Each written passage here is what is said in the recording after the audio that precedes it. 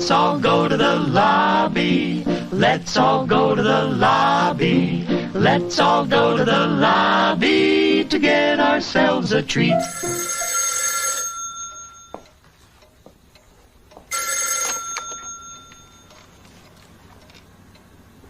Hello?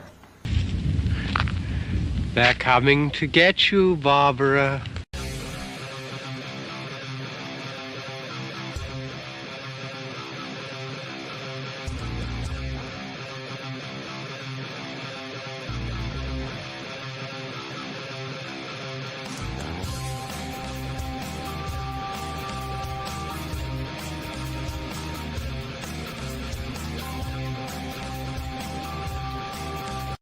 It's showtime!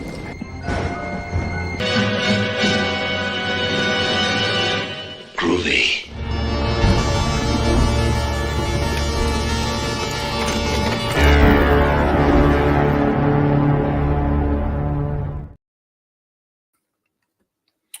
What is going on, everybody? My name is Anthony, aka Child of the Corn, and tonight we have a good show for you guys. We're going to be going over, I think, about 4 or 5 topics, mainly the big news that's been going on as of late. We got a good panel, and I'm going to stop talking and bring everybody in. So we have a first timer. She is from good old Kentucky. Her name is Joanna, or Coven of Screams. How's it going, Joanna? Oh, hello. How are you tonight? I'm Pretty excited. good. And then we have my man Helvington. Yeah, what the hell's going on, man? And then my man Donnie is back also. What's happening? What's going on? All righty. Well, like Helvington said in backstage, we got quite a bit to talk about. And we do have another one coming. So Brittany, she's going to be a little bit late, but we'll definitely get her insight on the big topic. I guess we can just get right into it. I don't mean to put so much pressure on you, Joanna, but I figure ladies first, and I'm kind of interested to see like what your input is just on like the news with the whole Scream news and Nev coming back and Kevin Williamson coming back and actually directing this time. It's weird because I'm not gonna lie, it was like a month. I think I told you, Helvington, it was like a month. It was like a month or maybe like 2 months ago. Shit, my hair's all messed up. Bring Madonna over here. Priorities. I literally watched that Teaching Mrs. Tingle, and I was all like, I've never seen this before. Like, I've heard a lot of people talk about it or whatever. And I saw Katie Holmes was in it, and I was just like, all right, I'll just give it a shot. It was on Prime for free. So I watched it, and I was like, well, you can definitely tell this is straight up like, 90s, like just the fit, all that vibe. It was almost like a Cherry Falls, but just not like a scary film. Like it was like a comedy. But so I think he did pretty well. I didn't think it was crazy good, but I didn't think it was crazy bad either. Like I thought it was just, your kind of typical 90s high school film. So it wasn't too bad. Have you guys, any of you guys seen that film before? No, I watched the trailer once you sent it to me. And I thought it looked interesting enough. It's it's just like I don't want to ruin it for anybody, but it's not too bad. It just, there's, like I said, there's something like Kevin Williamson like loves like this. Just, well, you know what, I'll get into it a little bit later. Okay, Joanna, what are your thoughts on everything on the big news? I'm very conflicted. I really don't know. Nice. I want to, I didn't really want everybody to agree. Well, it's like my fangirl is like, oh my gosh, like she's coming back, but then it's like, okay, it's a shitty situation. So she's coming back and she's not getting the love that she needs to as the character that she has portrayed. And I've had like side conversations with people too that are like, I'm not seeing this. Like, I'm not supporting it regardless of who comes back. Wow. And I'm like, I want to see Sydney. So it's just it's a bag of emotions. Yes. No, that's what Helvington was kind of saying in the, in the backstage and stuff. So it is kind of crazy because I think people forget that, like, obviously the franchise I don't want it to be like Jamie Lee Curtis, like this is her franchise. Like I hate to say it, I mean, like it kind of is, like, you know what I mean? Mhm. But Yeah. like she's just not No. like her mindset isn't like that though. You know what I mean? Like she Mhm. respects it. She respects, you know, what Wes and Kevin created, and you can just tell that she's very genuine about it. But I would say that like even in 6, like there was a pay dispute. They didn't want to pay her. So that's why she Mhm. wasn't in 6. I feel like a lot of people forget about that. Like people weren't, you Yeah. know what I mean? Like we were still like, well, that sucks, but you know, we still want to see 6. And obviously the thing with Melissa fucking sucks, like the whole thing. But see, it's not that I'm not pissed off or like in support of her. It's just like I just feel like I know that down the line somebody else is going to get the rights and they're going to continue that story. I just know Mhm. it's going to happen. Yeah. I mean, maybe it might not, but I just have my gut feeling tells me that they probably will, which, you know, just give that core 4 storyline, just give it a little time to rest, like a little bit. Mhm. I thought 6 ended pretty well, and then, you know, they can, you know, continue either 8 or 9 or something like that. I mean, these movies are going to continue on for like a long time. Oh, for sure. So what about you, Helvington? What's your thoughts, man? So just like Joe, I'm conflicted. I am all over the place when it comes to Scream 7. It makes me, miss the times where we didn't live in this we get to know everything age, right? Yep. We live on the internet, we wake up on the internet. Dude, So that's yep. yeah, so like when we know the ins and out of what's happening with Melissa, but it's like in hindsight, let's say we didn't know any of this was happening. We didn't know about Nev's pay dispute. We didn't know about Melissa's, situation with Spyglass. I feel like a majority of the people would go see the film. But because we live in the social climate and the society that we live in, that you have to play sides, right? And it's like me personally, I choose not to play sides, but the majority of people choose to play sides. And whether if you stand politically with whatever's going on with Melissa, or if you stand socially with that, with Nev's pay dispute, you're going to choose a side, right? But in the middle, though, you have fans like us who, yes, we miss Nev Campbell. So this should be a huge W for just Scream fans in general, And also, people forget we had Kevin Williamson signing on to the project, which I feel like is getting very pushed on the rug. Now, Hell yeah. Nice. I understand that it's going to be pushed on the rug because Nev Campbell is who she is, but we have to understand what's happening here. Somebody who wrote the original film is getting to write that, dare we say, the last film in the series. Like that doesn't really happen in Hollywood. Usually your story gets, fucked over so many times, but Kevin Williamson has been a part of every Scream movie, and now he is able to direct it. Like that is huge. And so I'm conflicted because I agree, because of what is on the internet, what happened to Melissa is, a crazy situation. Same with what happened with Nev. But at the end of the day, I just want to see a good Scream movie. Give me a good Scream movie. Yep.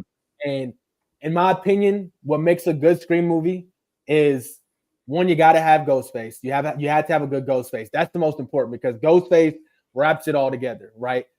You got to have a killer final girl, whether that be Sidney Prescott, Sam Carpenter, whoever you want to be a final girl, which I do agree both in their right were really good final girls. You already know where I'm swinging on who was better, and you got to have a good story. And I know Kevin Williamson can write one hell of a fucking story. We've seen him do it time and time again. So I might say, I'm going to go on a limb and Scream 2025 or 2024, whenever they're going to, I think it's going to be 2025 when they release it. It might be the best Scream we've had yet. And that's against 96. Because if you look at all the elements and everything that they're able to play with, whether the Stu Macher theories or, all these other theories out there, as far as they have so much to play with because of the first 6 movies, right? So Kevin, being a student of the game, being a lover of this franchise, I guarantee you he has something in store for us. And we have the guy, who is his name?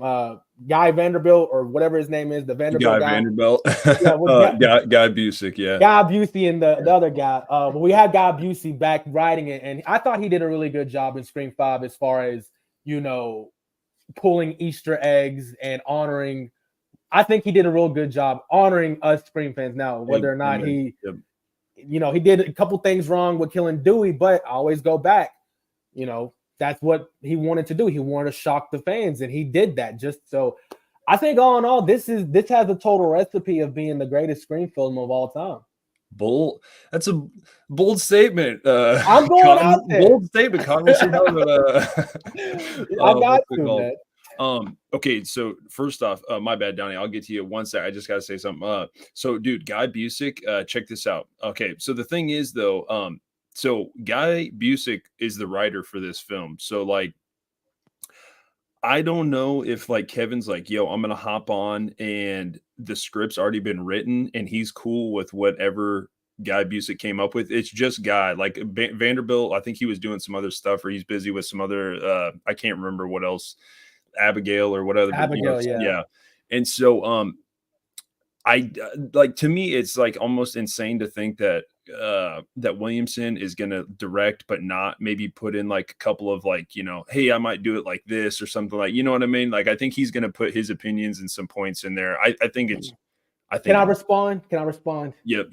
I think you have every right to believe that, but look at I always go back to the character of Dewey, right? And all these characters that, you know, Wes loved, whether it be Jill, Dewey, all these other characters. Wes Craven, if you don't think Wes Craven had his foot in anything that happened in Scream 96 as far as writing and taking stuff out and letting it in, you're the director. You are the one who leads this film. So, and I don't think Guy Busey was going to stand against Kevin Williamson, who obviously, if he says, hey, let's tweak it a little bit, right? So I do think we will get some tweaks. I don't think, you know, Guy is going to sit there and be like, well, I got it all. I think there will be a little tweakage here and there because, I mean, you have Kevin Williamson directing it. Why would you not let the master tweak your story? Yeah, 100%. And the one thing I wanted to say, dude, Guy Busick, he was actually born in a town that I was actually just at earlier today. He's born 30 minutes from me, Grand Island, Nebraska, no doubt.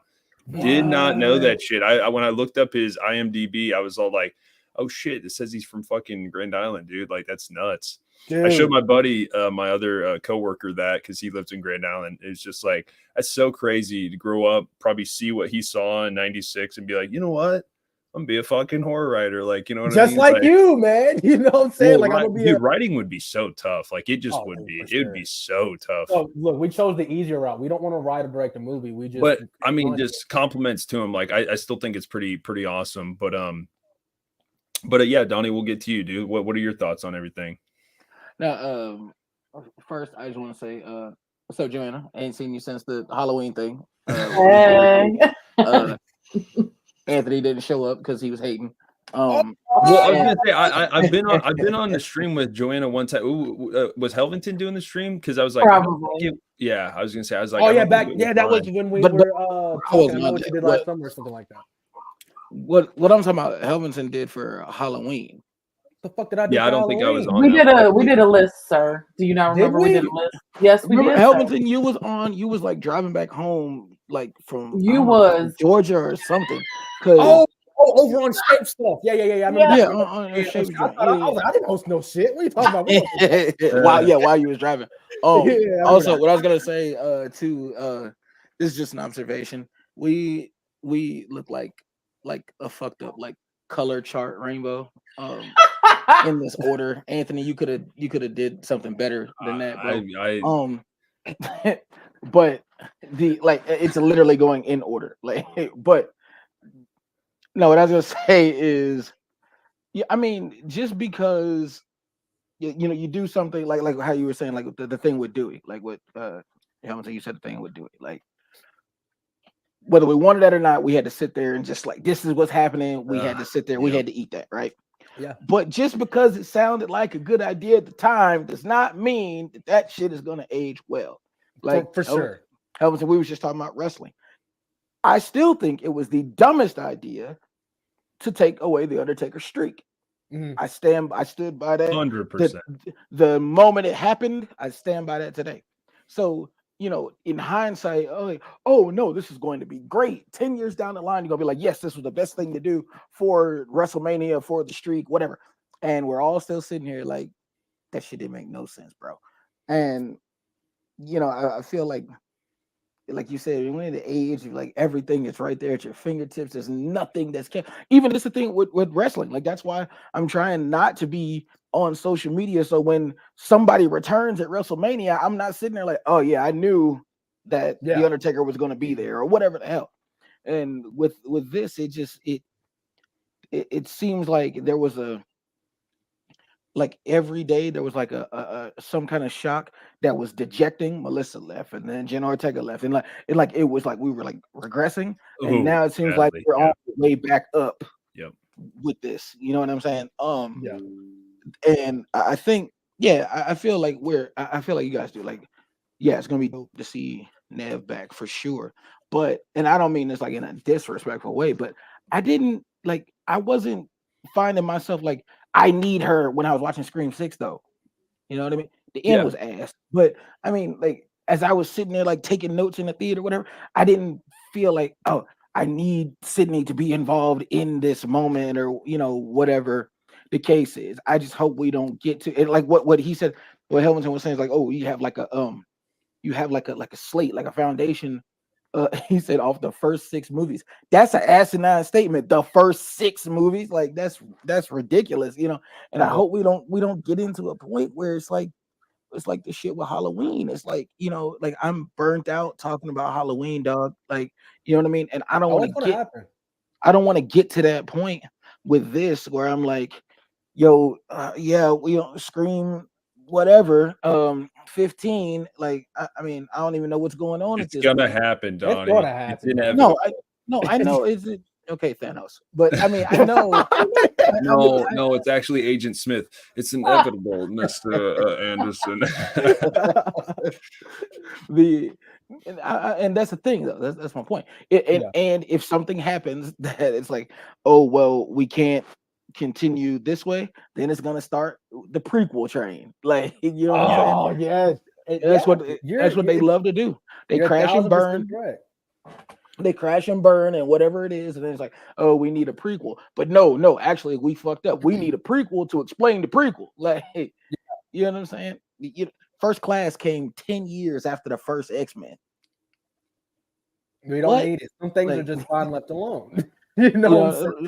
First Class was good, but I know what you mean, Donnie. No, it's dope. It's just it's weird seeing, like film 2011, and then you watch the first X-Men, then that shit says filmed in 1999, 2000. You like, what? Like, 100%. And I think it's gonna be great to see her. I just feel like this is one of those things. This is a return, so you're putting unnecessary amount of pressure on yourself. So you can't fuck this up because this is going to reestablish you with this. You know what I'm saying? It's going to take the ball and run. Yeah. Or are we going to be in? Oh, we go see it and we be like, well, I don't know how Scream going to recover from that one. Or we're going to be like, dog, when's the next movie coming? Right. You know what I mean? Yeah. Very true. It's one of those two things. And since you already know her and we already know her steez and all that stuff, that like for instance, Spider-Man Homecoming, or even when we seen it, what was it, Civil War? Like they didn't take all that time to explain to you he got bit, and then he went through all of this shit where his vision was changing and he didn't need the glass. We ain't went through that. We saw Peter Parker. We knew who he was, knew what he did. Get to the boxing. With this, it's like that's the thing. We don't need to reestablish her. We don't need to go through all of that. Like we just get right to the point. You know what I'm saying? Which gives us more time to get to more stuff, like Stu coming back. High possibility, dude. Yeah. I'm gonna get to the comments real quick. We got Techno Wizard in here. Joanna's, this is your brother, right? Yeah. Yes. Very nice. Yeah. Very nice. That's my brother too. Hold on. Yeah. He says the franchise has been around for so long that so many people want to stick it out. Even with everything around it, it's got the momentum of everything behind it, and the possibilities are strong. Yeah, 100%. That's why. Okay, so I have a question after this too. Yeah. Or what's up, Donnie? What do you got? Well, no, it's just based off of that, like, because we're talking about how these franchises keep extending and you know going on and go. And I think of this Friday, what's up, Byron? Child's Play. What's up, Byron? What's happening? I think about like these things. Do y'all feel like any of those franchises, any of Nightmare, like, do y'all feel like any of them have where all the movies are good. Like, all the media they've done is great. They're not. Jazzy. What's up, Jazzy? How you doing? Yeah, dude, that's a great. Where you're not sitting there, you're like, oh, this is ass. Because even I think we all know that Candyman 2 is my favorite. We all know Candyman 3 was not really the best. It was all right. It was just them, like, oh, we got Tony one more time. Let's just get this done, kind of thing. You could tell that though. But I'm saying that's easier to kind of like criticize though, because there's only 3 of them. You know what I mean? As opposed to Friday and Chucky and all these. And I'm saying the franchise continuing on and on for so long. Is it possible to continue to make like this high level, like high quality shit and not have something that is going to stink up the joint? Because my point is, but I'm saying, but wait though. What I'm saying, if we feel like, regardless of how polarizing you maybe thought Scream 2 or 3 was or whatever, if we feel like for the most part they've all been good, when are they going to hit that wall that everybody else did? Nightmare, Friday, Halloween, Child's Play. Like, when is Scream going to hit that wall? Like, and I feel like I don't know, like, because I feel like for the survival of it, it can't be this. No, that's fact. That's fact. No, Donnie, great point, dude. Because like you're totally right. Most franchises do kind of have like those installments that just are obviously they don't match up to the other ones like very well at all. Like, if I had to be super honest, I think the one franchise that probably has significant bangers, equally balanced, I'd say like Evil Dead franchise is pretty fucking good. Like, Evil Dead's pretty damn good. I can think of like some other franchises like action franchises, like, but if we just keep it to horror, like, dude, honestly, like, okay, Scream 6 is probably like, it's probably my least favorite of the bunch, but it's still like solid. So I would still say that Scream, like, I would say it's better. Yeah, but so what I'm talking about is some of them franchises got a movie that you'll go sometimes to great lengths to avoid. Like Seed of Chucky or something like that, or Halloween Ends or some shit like that, or like you're just projecting. I get what you mean. Like, I would actually say that I enjoy like all the Chucky films, maybe except for Seed, to be completely honest. Like, you know what I mean? Like,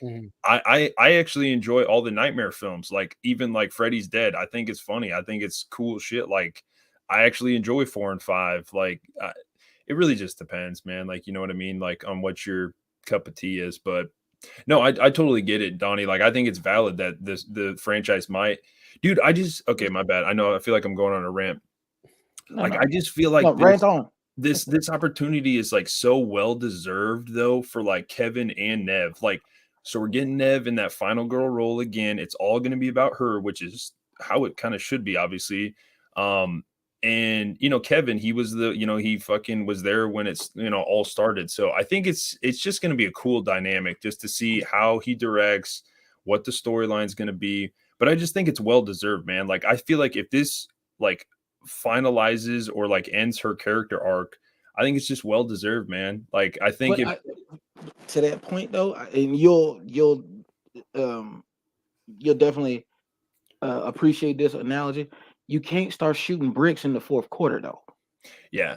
Like, I really think they're going to probably, I don't think they're going to rush it either. I think they're going to take their time and they're going to probably make sure that it's, that could be, Helvington and I've talked about this. Like, maybe they rush 6 and maybe that's why 6 didn't turn.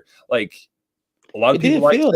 A lot of people like 6, but man, they were trying to make that money back. Like, you know what I mean? Like, and it felt like too, like, soon as there was talk about it, it was like, damn, first trailer out. What the fuck? Like, yeah. I mean, I think, as much as we probably don't want to admit it, I mean, it could be a lot of the fans' fault, to be honest. Like, you know what I mean? It's like, we need it now, we want it now, and they're just like, all right, dude, well, we're gonna give you guys what you guys are asking for, and then, you know what I mean? And then we kind of get like a, here go just play the garbage. I'm just saying, like, but in the past, there's been movies that, Scream 2, I Still Know What You Did Last Summer, depending on whether you like it or not, they had a year's time in there and they made pretty solid films. But can I say something real quick? Yeah. So shout out to my man Cody. Yeah, I was gonna say my bad. I've seen some other people here in the comments. My bad. And he did say Final Destination 4 is, and regardless how you feel about, I think that's a pretty consistent franchise as well. Final Destination is a very consistent franchise. Yeah. But Joe from Covenant Scream, shout out my main Hellcat Joe. She why I love her so much is because she has a different take on horror. She is she's a realistic person. She'll tell you if the movie is trash with biases aside because she loves so many different genres of horror. She loves paranormal. She loves slasher. She loves, realistic horror. So my question to Joe is like, with you being outside of with you knowing what you know about the Scream franchise and all this, do you think that what Donnie is saying do franchises like Scream, Halloween, the ones that are just seems like every decade they come out with 3 or 4 movies? Is there we were talking about this the other day, weren't we, on our live stream? It kind of gets franchise fatigue, right? Yeah, I think personally, like if they keep trying to beat up the same story, to me that's when the franchise fatigue comes in. I'm so down with new generations of Woodsboro slashers, new generation of this, new generation of that, because we can still keep the love for the franchise, but we can still have new characters in there. So that's what I'm hoping. Like if Sydney like passed the final girl torch to somebody, that's fine. And like if we can kind of close her chapter and go on to the next one. That's what I like to see with the franchises to make myself personally not so. And that's coming from a Sydney Prescott fan. She loves Nev Campbell. I want nostalgia. I'm You're right. No, I'm just playing. I'm playing. But that's why I have to have Joe on my team, because whenever I feel like, okay, am I being biased about this situation? Because she's a huge supporter of the Core 4, just like I know Killjoy Jake loves the Core 4, and a lot of these new generation people who are very influential love the Core 4 in retrospect, which is they have every reason to. They were great, great actors. Sam I love that they chose Sam to pass the final girl torch over to instead of Jenna Ortega's character. So that's why I can see both sides of it. I can see where me and Anthony are like, yo, Nev is back. This is why we watch Scream. But then I can see where Joanna's like, it would really be cool to have Sam in it, because her story was cool. We were getting into, who was Sam's mom? Was she with Billy? Like, that's what Joanna was interested in. And I think there's a middle ground. And I hope that, I don't think Spyglass is ever going to sell the fucking rights. I honestly don't believe they will. No, they definitely will. No, they You think they will? Oh, yeah, they will. Like, even if 7 does great. Well, I thought they only had it for like 3 films. But that is true. But if I'm a owner, right? You're gonna renegotiate early. You're gonna renegotiate and before, because I understand the stigma behind Spyglass. I get all that. But what's that? With them being, anti-free speech and all that good stuff. But these millionaires don't care about that. If Spyglass if they make a return from Scream 7, which they literally are pulling out all the stops right now. We're talking. I'm hearing Patrick Dempsey's coming in. Oh, he's definitely going to be there. He's Nev. So if Spyglass knocks out the park with this, why would they not come back and buy the rights again? I just don't know like how like the rights work and stuff. I didn't know if it was they only had it for so long, like just like with Halloween and like all that stuff. But dude, I totally agree. Really, in all honesty, like we would be getting that Carpenter storyline if it wasn't for the whole Melissa thing. 100%. No, like I like what Cody said here, and I've been saying this from the start because I'm just like, where the hell is this chick at? Like, where is she at? Yep. When he's talking about Sam and Tara's mom, like, dude, that would be such a good storyline, dude. Yeah. And for her to be in the background with like Stu or something, I think that'd be killer, man. Like, I don't know and how well is it going to be received if you just pull some shit out of thin air? Right. Oh, there's this other person who is the killer, somebody we ain't never seen, ain't never heard their name before. Like, that's going to push it the wrong direction. It really will. Like, it really will. And I just feel like, what's up, Dom? Like I feel like we are close to possibly crossing the line of that territory. I'm not hoping for that. I'm not saying that's what's going to happen. I'm just saying we saw Halloween Ends, You know, we're getting into the Halloween ends territory right now. No, Helmington. We don't want to get there. Is what I said that's what we're getting into though. If they don't play their cards right, yeah, no, very sensitive right now. And real quick, and Joanna, like, so having this just a like unbiased reaction to this, to like just being like straight down the middle with straight up like this was good, this was bad, whatever. The Final Destination is right. Like I'm not tripping, right? That movie's ass, right? No, you tripping. This is I'm tripping. Wait, which one is it? Which one are we talking about? The original? No, The Final Destination. Yeah, I think 4? Oh, yeah. Yeah, 4 is bad, man. I'm the sorry. The racetrack. Yeah, the racetrack one. But even then, though, hold on. Even then, though, when you go into a Final Destination franchise, did we not get some good kills like that NASCAR? 100%. Yeah, no doubt. You know what I'm saying? But other than that, what you're saying, story wise and connecting and all, it was trash. Okay, I just want to make sure that I wasn't bugging, because like especially with 5, like being like the wraparound back to the first one, like 5 was amazing.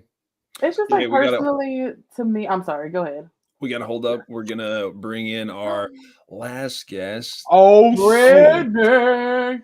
Put the paws up, Donnie. Put the paws up, brother. You ain't got it. No, real shit. Like, put the paws up, brother. You ain't got swing on her yet. We got a baby. In the oven, so you can't put the paws up yet. I need to get my pillow fort straight. Like, fuck your fort. I hate you. I hate you too. What did he say? I hate you too. How's it going? No one know what we're talking about. It's Baby Boy. If no one knew what we're talking about. So when are you due? I have 3 weeks and 4 days. Wow, I'm counting down. Close. Nice. Very nice. I'm counting down. No, she's ready to get a little I really honestly just want a Red Bull so bad. It's like killing me. I got you a Four Loko right here, Red Bull plus an energy drink. I just want to say too, real quick, Baby Boy is on Disney Plus. What the fuck are we doing? I did see that like yesterday, and I was like, because it's on Hulu, and Hulu and Disney Plus are connected now. So, but they still charging me like a mother. It's all right. We ain't gonna talk about it. We ain't gonna talk about it. No, they added where you gotta what's up, Sarah? Like they just added where it's like you gotta pay like $3 now to remove ads on Prime Video. And they didn't even announce it. They just added it on. I was like, how you bitches gonna add a charge? Like, I was trying to watch Dexter's Laboratory. I went back on there. They was like, nah, we ain't got that, boss. You got to buy every episode. Fuck you mean? I was just... Yo, Britt, I really need to know, though. Like, I've talked to Joe. I've talked to Jazzy. I have no idea how you feel about it. Like, I know how you feel about Ned, but, like, how do you feel about the whole situation? About what? They really don't know what the hell we talking about. Like you gonna be over here. I have mom brain. That's where like all my thoughts and energy has been sucked out of me right now, 24/7. But okay, no, what they're doing is they're trying to backtrack. They know they messed up, and so like. Because they're trying to buy you back. Basically, that's what they trying to get us where we know our heart is, and that's with Nev Campbell. Yeah. So they're gonna go ahead and finally break her off that check that she was asking for last movie. Yep. They didn't want to give her, and now they're like, well, damn, we just lost, our 2 biggest leads, and they really messed up with. They really messed up with Jenna Ortega because. Dang, y'all really that was wild. Fire, like they could have had her, and now they lost her and Melissa. And Melissa, from 5 to 6, she definitely upgraded her skill. I she definitely read the comments and came back to prove something in 6, and she did amazing in 6. Yeah. So they really just lost. They really lost us, and they read our complaints, and they were like, well, if we put this movie out, no one's going to see it if we don't come up with something to draw them in. Anthony, I see the wheels turning. Before you say it, do you feel like this is like the American Pie scene? Y'all remember when Jim was in there with Nadia and she was like getting ready to leave and he started pulling out the magazines and then his voice is like, oh, he's getting desperate. He pulling out the like this is what they're doing. Like, dude, back in the day when that movie came out, like that was the scene. That was the oh man, that was the sequence too that everybody was talking about, man. Watch this part. No, so like, okay, for me as a super fan, dude, even if Nev wouldn't have been in this, I still would have went and saw the thing and probably been excited. Like, I'm sorry, like I just even without Melissa and Jenna and no Nev, you still would have. Any of them. Like, I'm telling you, straight up, watched it. Yeah, 100%. I could not. It's like a drug to me. Like I just could not. Yeah, not go see it. So y'all are tripping. I'm not watching none of that bull. If there's no Melissa, no Nev, what the fuck am I watching? What Ghostface? That's like watching. I just want to see what the story is. Dude, I want to see I just what they about to say. You want to see the story? You better check Wikipedia.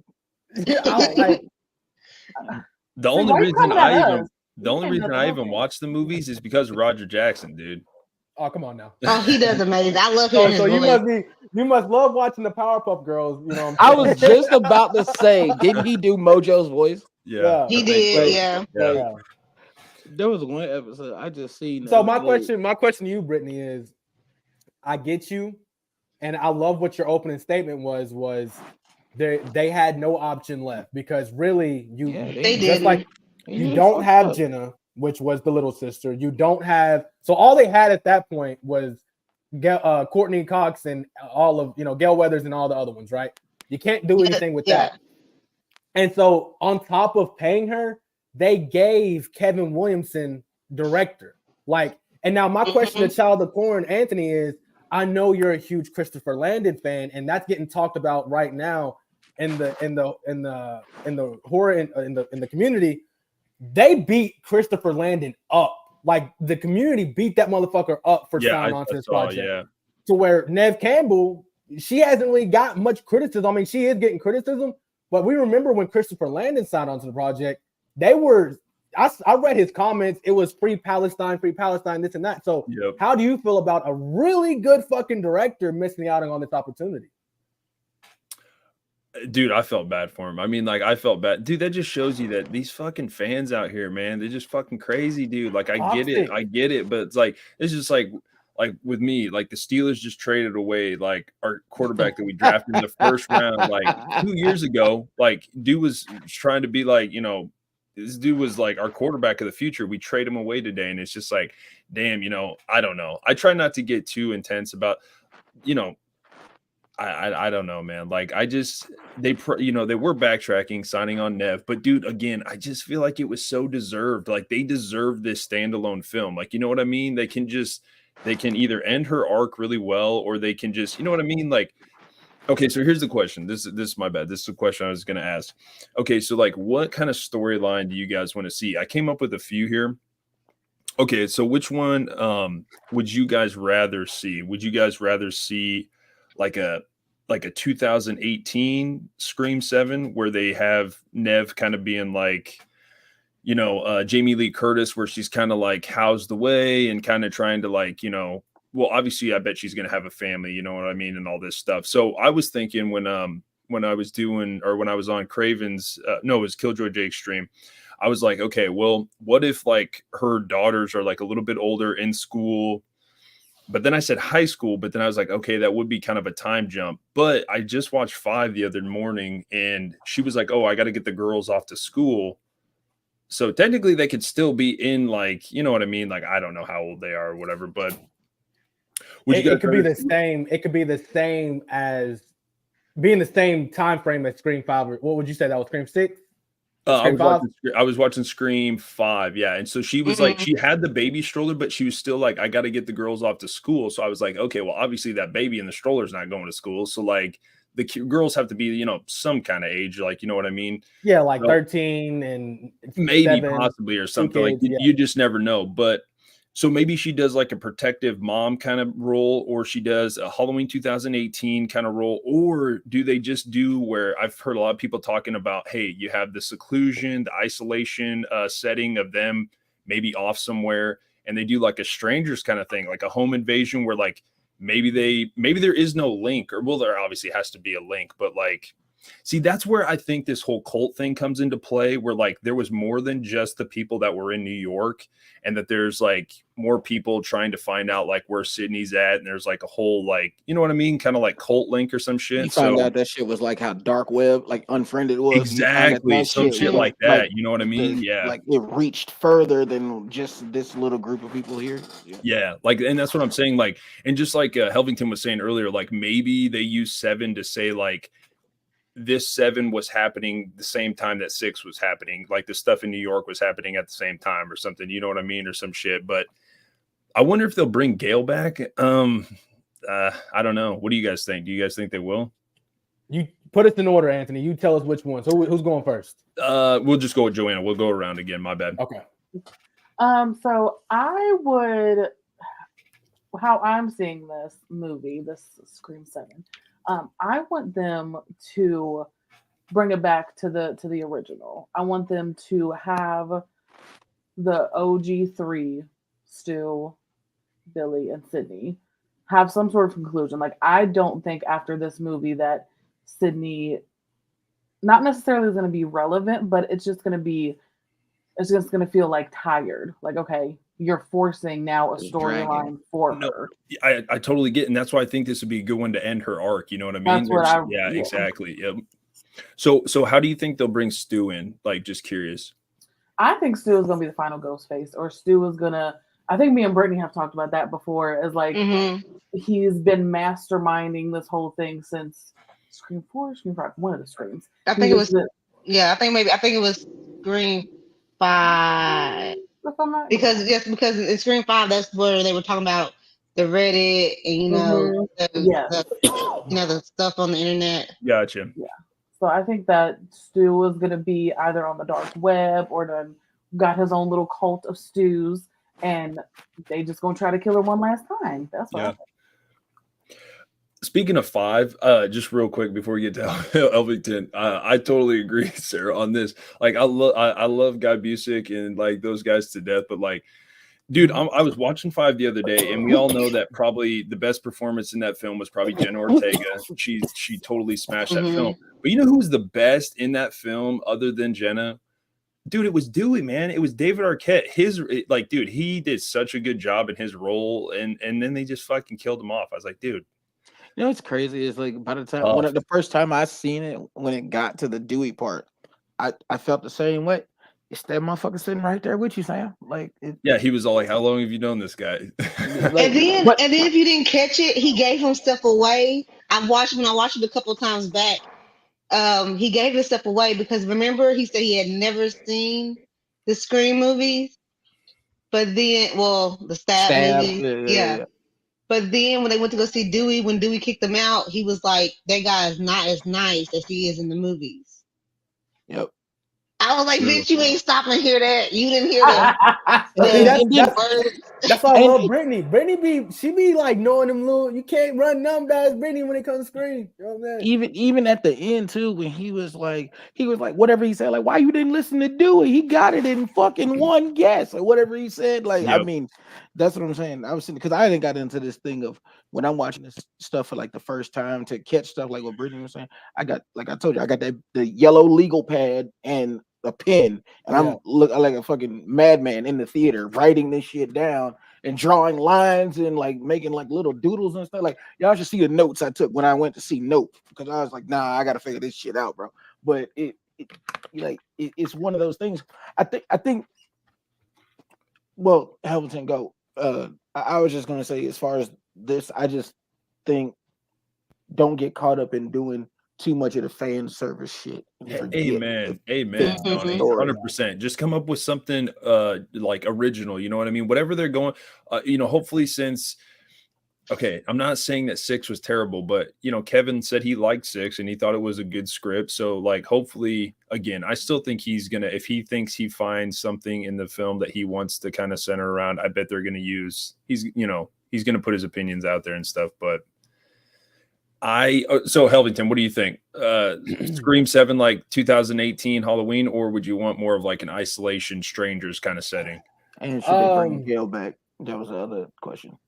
I think, well, to answer the latter part of that question, as far as the Gail coming back, I need to do a video on that because I have a lot of thoughts on Gail coming back, and I do think she'll come back. I think Courtney Cox, especially with the signing of Nev Campbell, she's like one of the only like ladies to be in a franchise for like this long. Like I honestly, like straight up, she's been in 6 films, like in a, you know what I mean? Like there's not a lot of people that can say that. I did a poll the other day because I, reviewed Leprechaun, and at that same time that Courtney Cox was coming in, Jennifer Aniston was right there. She was in Leprechaun, and so like I think me and Anthony talked about this a couple of times. A lot of people come and get their feet wet in horror as far as the industry. And then they get other roles such as action and comedy and romance and all that. But Courtney Cox, she has stayed true to horror even in her latter years. I know she just did somewhat like a thriller TV series or thriller horror TV series. So, so shout out to Courtney Cox because she is a tenured in this. But I do think with Nev coming on, I hope they don't hold back, and that's why I do, in hindsight, I look back at Scream 5 and look at it for what it was. And people felt the same way about Dewey that they did about Randy. Nobody wanted Randy to die. Hell no. Nope. But it had to be done because of that shock value that they need in the movie. There were stakes, yeah.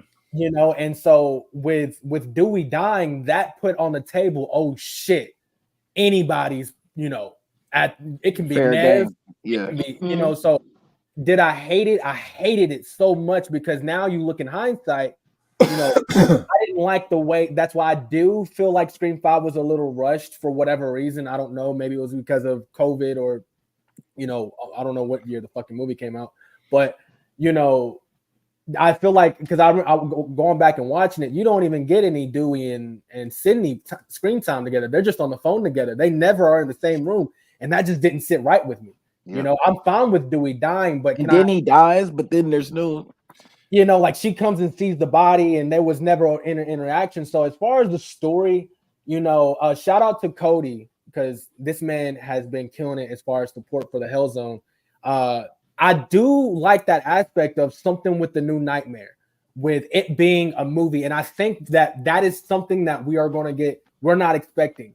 We're all expecting Stu and Billy, which in reality, we have that chance happening, right? If we do introduce Stu into this one, and then if he survives Scream 7, he can then interact with Sam in Scream 8, because I do feel like Scream 7 will be a setup for Scream 8.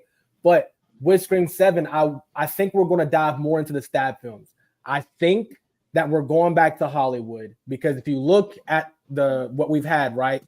Scream 5 was just a reiteration of Scream 6. I mean, not Scream 6, but Scream 1996. Scream 6 was a combination of 96 and Scream 2, right? So the only place left to go, if we're following this trend, is either Hollywood or somewhere else. And I think with the cast we have Gail Weathers, we have Sidney Prescott, we have, Patrick Dempsey coming in back as Kincaid.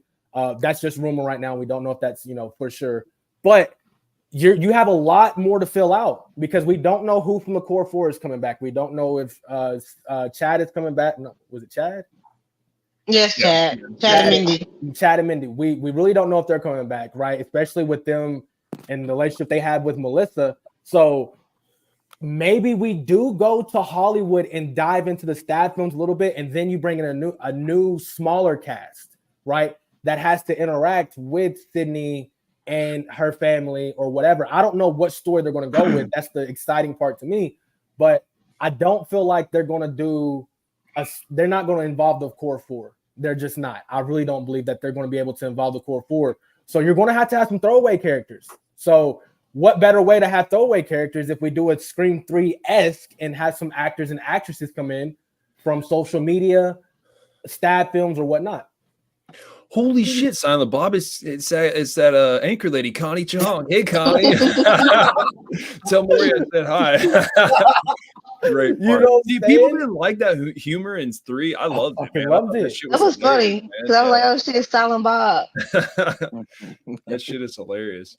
No, but like I agree with Sarah here like a little bit. I think Gail's arc in 6, I felt like it felt rushed, or not rushed, but it just felt forced. Like it just was like, I'm sorry, she should have died possibly. Like I'm sorry, I'm not like, yeah, I'm sorry. Like, and then for Chad not to die, there not enough people died in 6 to make it seem believable enough to me, to be completely honest. Like, I don't know, man.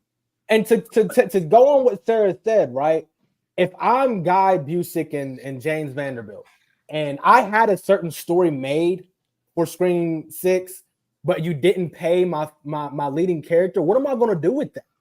Like, they don't make those decisions. That's why I didn't like the hate that Scream 6 got, because yes, it deserves hate, but it's just 100% on Spyglass's fault. It has nothing to do with the writers. The writers, I believe the writers had a script and they had to literally take out a huge component of that script. And then when you take out a huge component, then guess what? You have to rely on these other scenes, such as Gail getting faked out, dying twice. Like, you know, so I agree 1,000% there. I agree 1,000%. Well, and dude, like this is what like Donnie was saying earlier. Dude, I didn't have a problem with Nev. Now, I was surprised she wasn't in 6, but it actually turned out better because, like, dude, I feel like it again, like what Sarah was saying. I think it would have maybe taken away from her overall like franchise arc, because like, what the hell is she doing in New York? Like, you know what I mean? It would have seemed again forced, like the whole storyline. I just don't think it would have really made much sense. So with her not being in it, I was like, okay, that's fine. Like, because I just figured that they would do I feel like they would pull like a Jamie Lee Curtis, where they would do her storyline down the road. You know what I mean? Like they were eventually going to do something, which I feel like that's why I just feel like that's what this film's going to be. But yeah, I totally agree with Cody, dude. Yeah, fucking. And that was another thing, even with Dewey and Amber fucking, you know, killing him and stuff. But, and then a lot of people would say that same about Randy, you know, with fucking Billy's mom and stuff. But, you know, to me, that kill was just so much better. Just out in the fucking courtyard and all this shit. And he's like, fuck you. Oh my God. It's great. Fuck you. That was like the biggest fuck you I ever heard. Dude, it's like it's easily probably one of the best kills of the franchise. Like it straight up is. That whole sequence is just iconic as fuck, dude. Just I don't know, man. It's like when Stu was remember this, Brittany? I think you had said something about it in a live stream. But remember when Stu and Randy was talking, and Stu was like, Randy was like, "Yo, you think I'll have a chance now?" And bro just laughed in his face. Yeah. It was like the ultimate disrespect, because it's like you could at least like not laugh so hard. Bro just said, so genuine like that. Like you can't write shit like that. Him being just. It's like he gave a long ass laugh and he was like, "No, like, absolutely, no, like, no, absolutely not."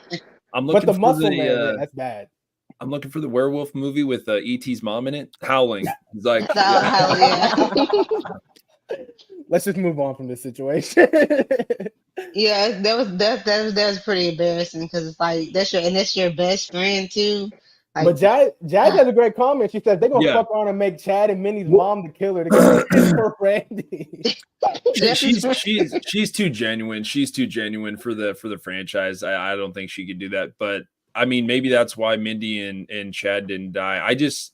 Dude, I like Mindy and Chad. I really do. Honestly, I was watching 5, and like Mindy's whole like kind of Randy spiel, you know, when she's talking about requels and all that stuff. Dude, it's so awesome, dude. It made so much sense, right? It was she delivered it so fucking well. Like, because that could have been real cheesy. But then in 6, when they're talking in the park, it's just like, this is dumb. I'm sorry. I didn't like it. I didn't like her monologue. Yeah, I didn't like that part in 6. We talk about that too. Like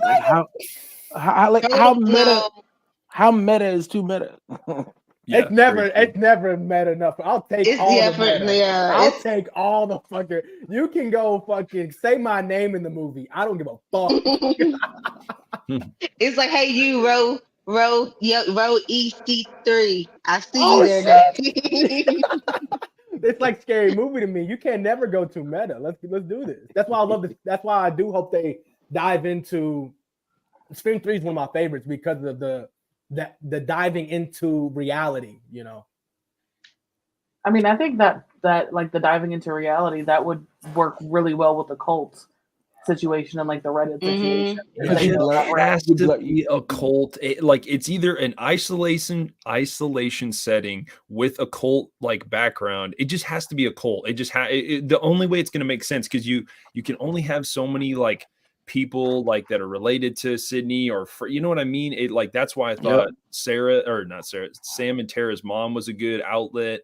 But obviously that's gonna get put in the back burner because you don't bring her back without at least without one them. Yeah, because now we'll never know who she is because now she's away. We'll never know who Billy was sleeping with while he was with Sydney. We'll never know now.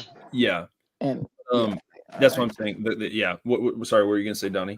No, I was just saying about that I agree, and too, like once you talking about the cult thing, like with the reality thing, you blur the lines of like fantasy and reality, and sometimes we see that like people who are so like wrapped up in what they do, and especially talking about this cult thing, then they forget to separate the two. You know what I mean? And then when that happens, you start making mistakes, and it's almost like you start leaving breadcrumbs, or maybe like like drops of blood in this case, like back to the main source, and maybe that's how we find out Stu ain't really dead. Like, you know what I'm saying? Right. But my point being that it's just like like in pro wrestling, like at the time, like back then, before now, where everything is all what's gonna happen next week or whatever the hell.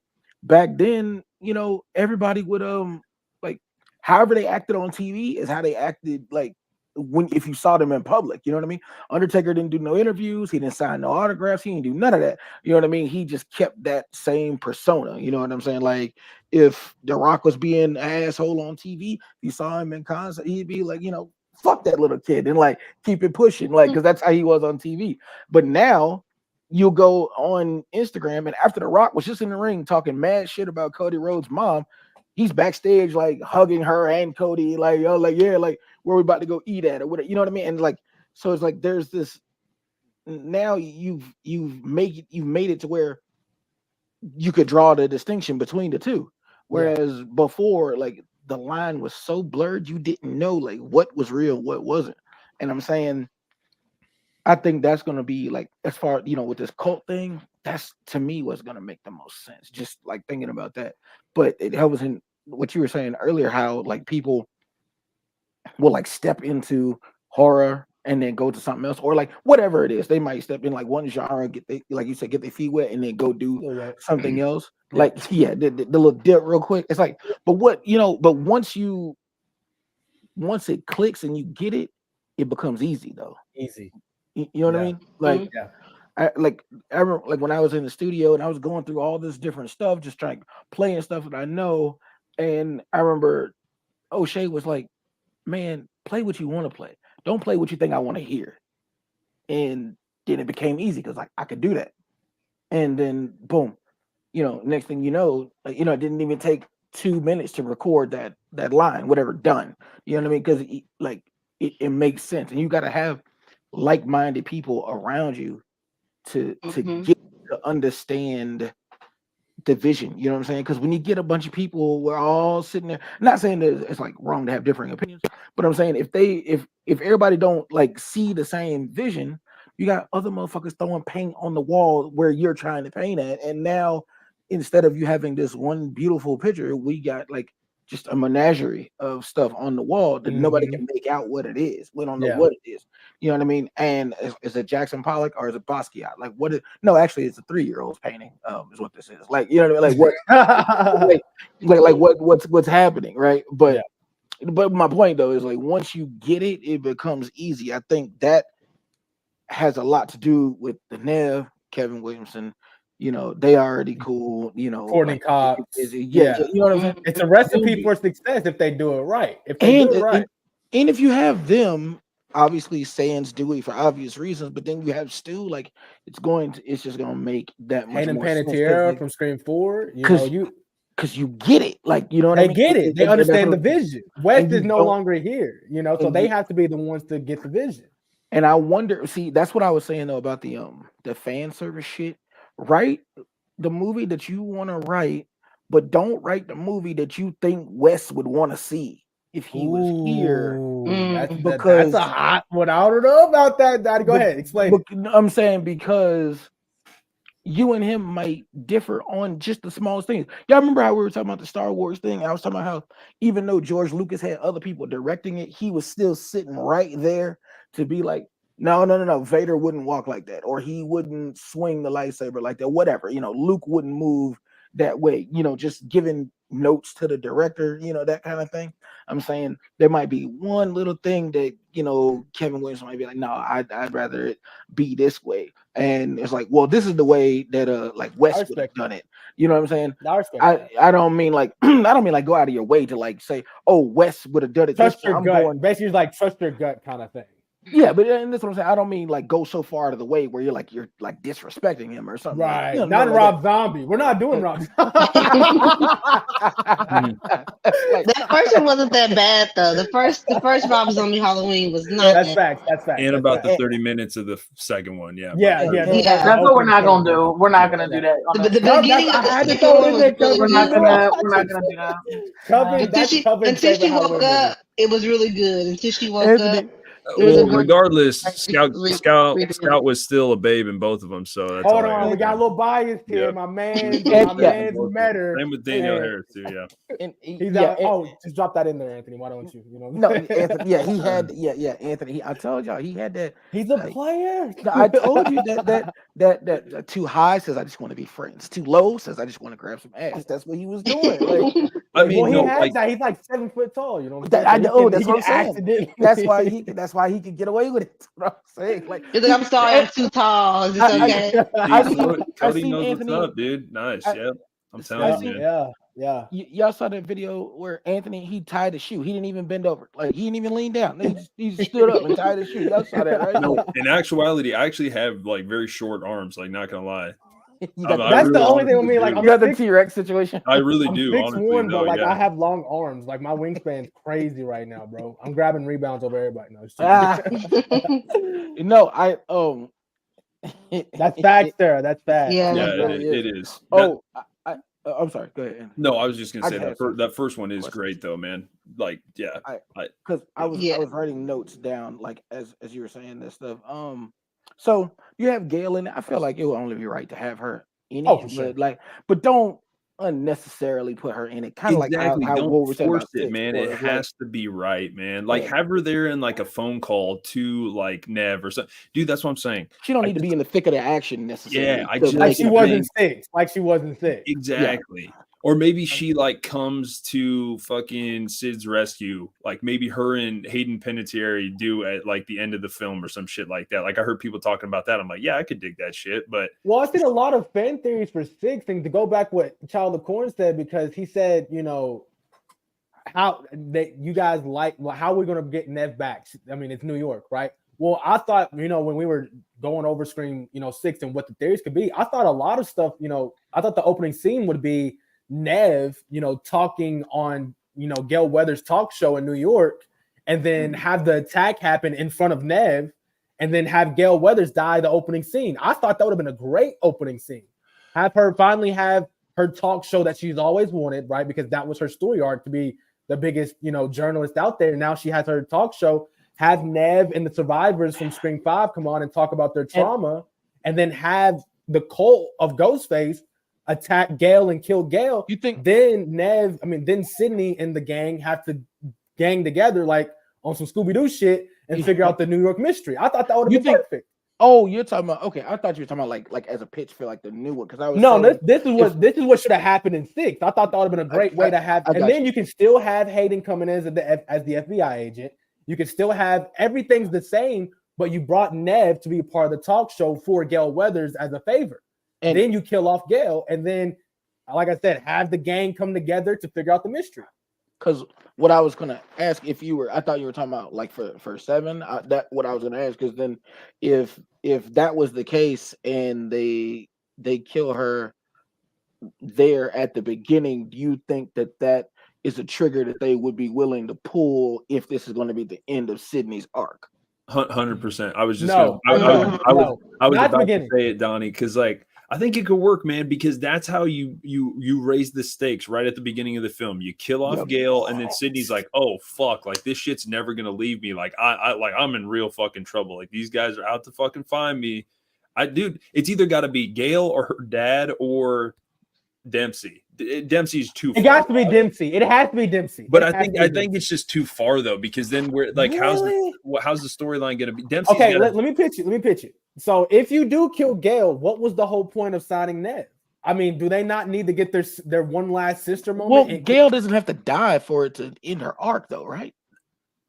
Oh, for sure. Whoa, wait a minute. No, I'm saying No. Gale has to go at some point. No, I meant to say Sydney. Sorry. Yeah, that's what I'm saying. That's how you close Sydney's arc. You're like, holy shit, I've lost all my friends around me. But at the beginning, but in the end, I still survived. Like, you know what I mean? I agree she has to die, but in the beginning, though, that's where I feel like it's Patrick Dempsey. Dude, she should have died in 6. Wrong kid died, like Mike said. Dewey should have never died. Okay, all right. I feel a little hate coming in, a little bias, but no, I agree. Listen, biases aside, Patrick Dempsey is the smartest kill in the beginning. Okay, he hasn't been the franchise since 3. That can be your ultimate celebrity that you bring, your Samara Weave, if you will. But who's gonna protect Nev like during the film? Like, you know what I mean? Hold on, it's Sydney fucking Prescott. She don't really need to protect her. But it's just gonna be Sydney and her daughters against Gale.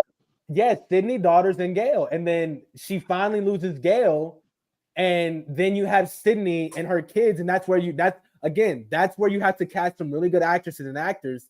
Then you have, and then this sets up for Scream 8. I feel like this is me skipping a lot of stuff, but Sydney Prescott survives. Okay, Sydney Prescott survives, but then she's done. There's no more. All we bring is Sydney. There's no more. If you want to throw Stu in here in Scream 7, throw him in Scream 7 because he's not going to be in 8 because the only reason you have Stu come back is to have Nev. So let's throw Stu in here. But Scream 8 sets up the core 4 when they come back because that story that's a really good story that they can build off of. They don't have to do no retconning or anything like that.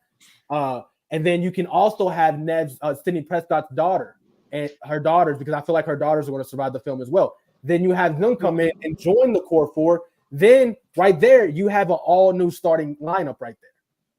You know what I'm saying? We connect to the daughters because they are Sydney Prescott's daughter, and we connect to the core 4 because of Scream 5 and Scream 6. That's why I feel like Scream 7 is the ultimate stepping stone.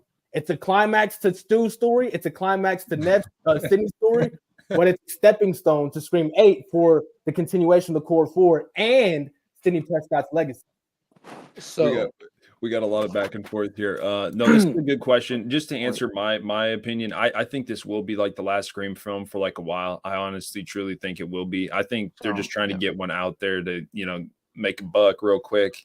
And look, and in their trilogy, because everything has to be a fucking trilogy for some reason. Well, technically, I mean, again, I think the Carpenter storyline's still going to be there, but I think they're going to take a break for a while. No, I just meant 5, 6, 7. There's 3, but I have.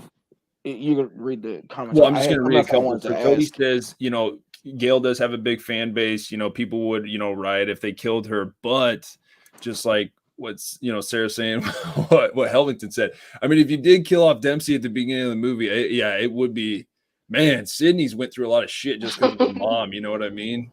What a bitch. How much pressure does that put on Patrick Dempsey? This man has done. How much has he done since Scream? Like he's not. He was in Scream. What was it? Scream 3. Like that was it. Yep. Like his character has been tough. So it's like that's a lot of pressure on him to come. You seen what Demont Deroni did, whatever the fuck that guy's name is. You seen how bad he ruined Scream 6. So I feel like it's the safer thing to do to have the husband be the kill. I think you do a crossover between Thanksgiving and Scream, and he's John Carver, and he's and she married John Carver.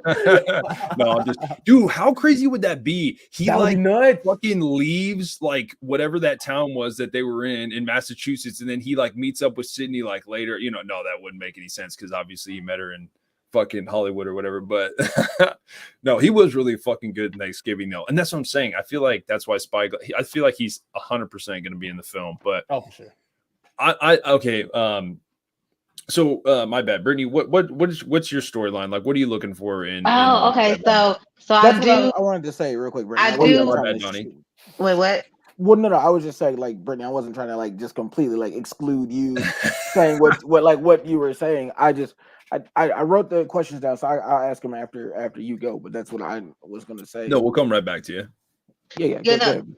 so I know it's gonna suck, but I kind of do want him to be the opening kill too. I kind of want because it'll be like what was his name? The Cotton Weary. Yeah, You know how in for Scream 3 Yep. he was rushing home because the killer called and was like, "Your girl." They can do that same interaction almost like we're finna kill Sydney or one of your girls, and then he gets there and no one's home, and then he's in the he's the kid. He end up getting killed, and then Sydney comes home and finds the commotion. It's like, oh, it's starting all over again. It would be good. Yeah. That would be a good opening. Or what's her name? No, because I feel like we shouldn't. I kind of do want the. It's sad to say, I do want the kid, the twins' mom. Yeah, Her to be the opening I can't think of her name. I can't think of her name right now. Yeah. Well, what do you guys think about Sydney's dad? I mean, that'd be an easy kill. You know what I mean? Would be. Yeah. He's old. He's old now. Hold on, Coven got some. What you got, Joe? Joanna? That's what I was gonna just say because I'm like, okay, who has not been around in all these years? But would raise the stakes high. You know what I mean? The daddy. Yeah. And all right, hold on. That guy was a piece of shit in '96. He was an absent father, but that's a whole nother type of movie. But could he have finally broken? I mean, could he finally break as a person? Dude, and what maybe if we're not looking into it enough. Like you, that's what I'm saying. Yeah, what if him and Stu are together? Because Kevin's going to be biting hard off of '96. Like he's going to be biting hard. Now, my question, keep going, Brittany, but if you can answer this question as well, Kevin Williamson said Stu's dead. He was the first one. No, he reacted it, didn't he, or something, or retracted it, or whatever? Did he react it? Listen, yeah. Stu, the name Stu is dead. He's not obviously going by Stu Walker anymore. Dude, that's crazy. Like how would you still be alive? How would you be dead and still going by your name? No, Stu was dead. Walker, Right? No. I mean, his motherfucker ain't walking around with an ID right now that says Tupac. I mean, of course. Like, you know, don't say it too loud because then Jada Pickett's gonna be, trying to find. Not Jada. Where you at, man? She's fighting for that love, but no, like Stu's dead, but Stu's not dead. No, if that makes sense. You better make that make sense. I didn't know that. My bad. So was it confirmed in Scream 4 that Sid's dad was dead?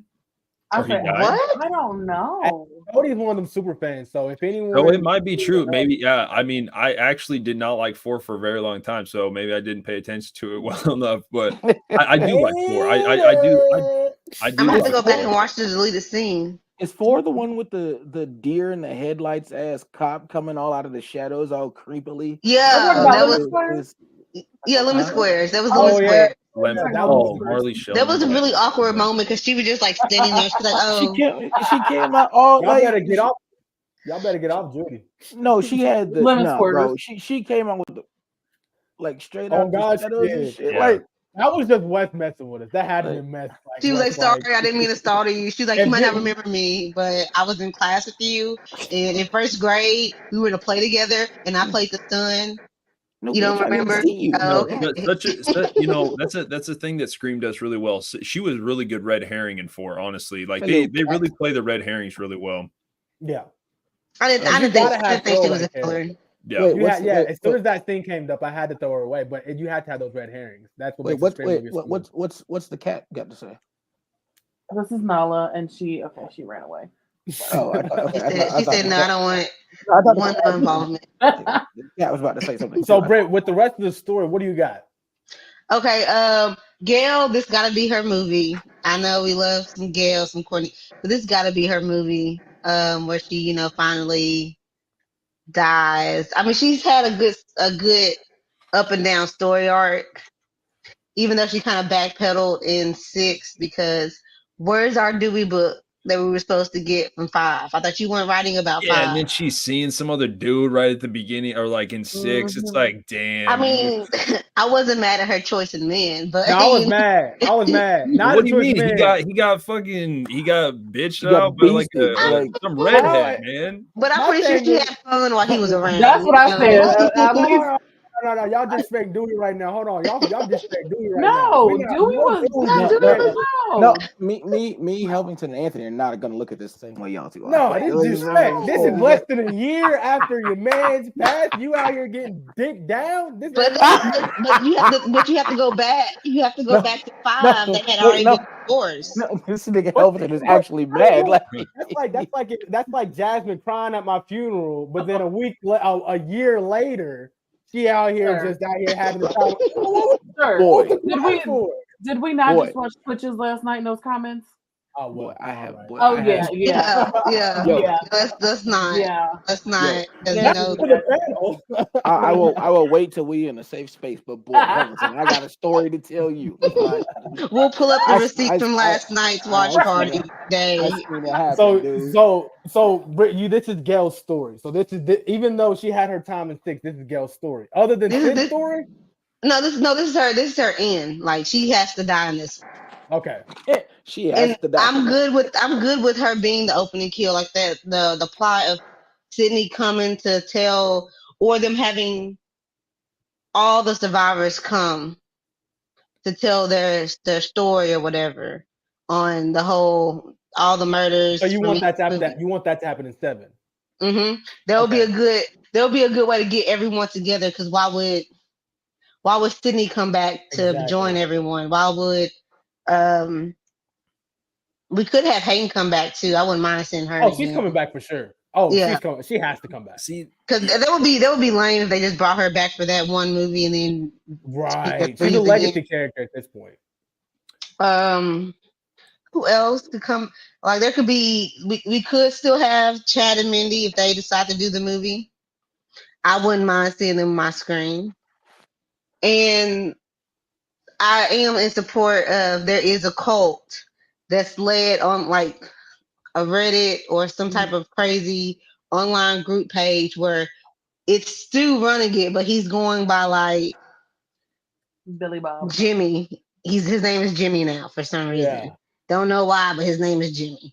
And he's the lead, and no one knows that that's actually who it is.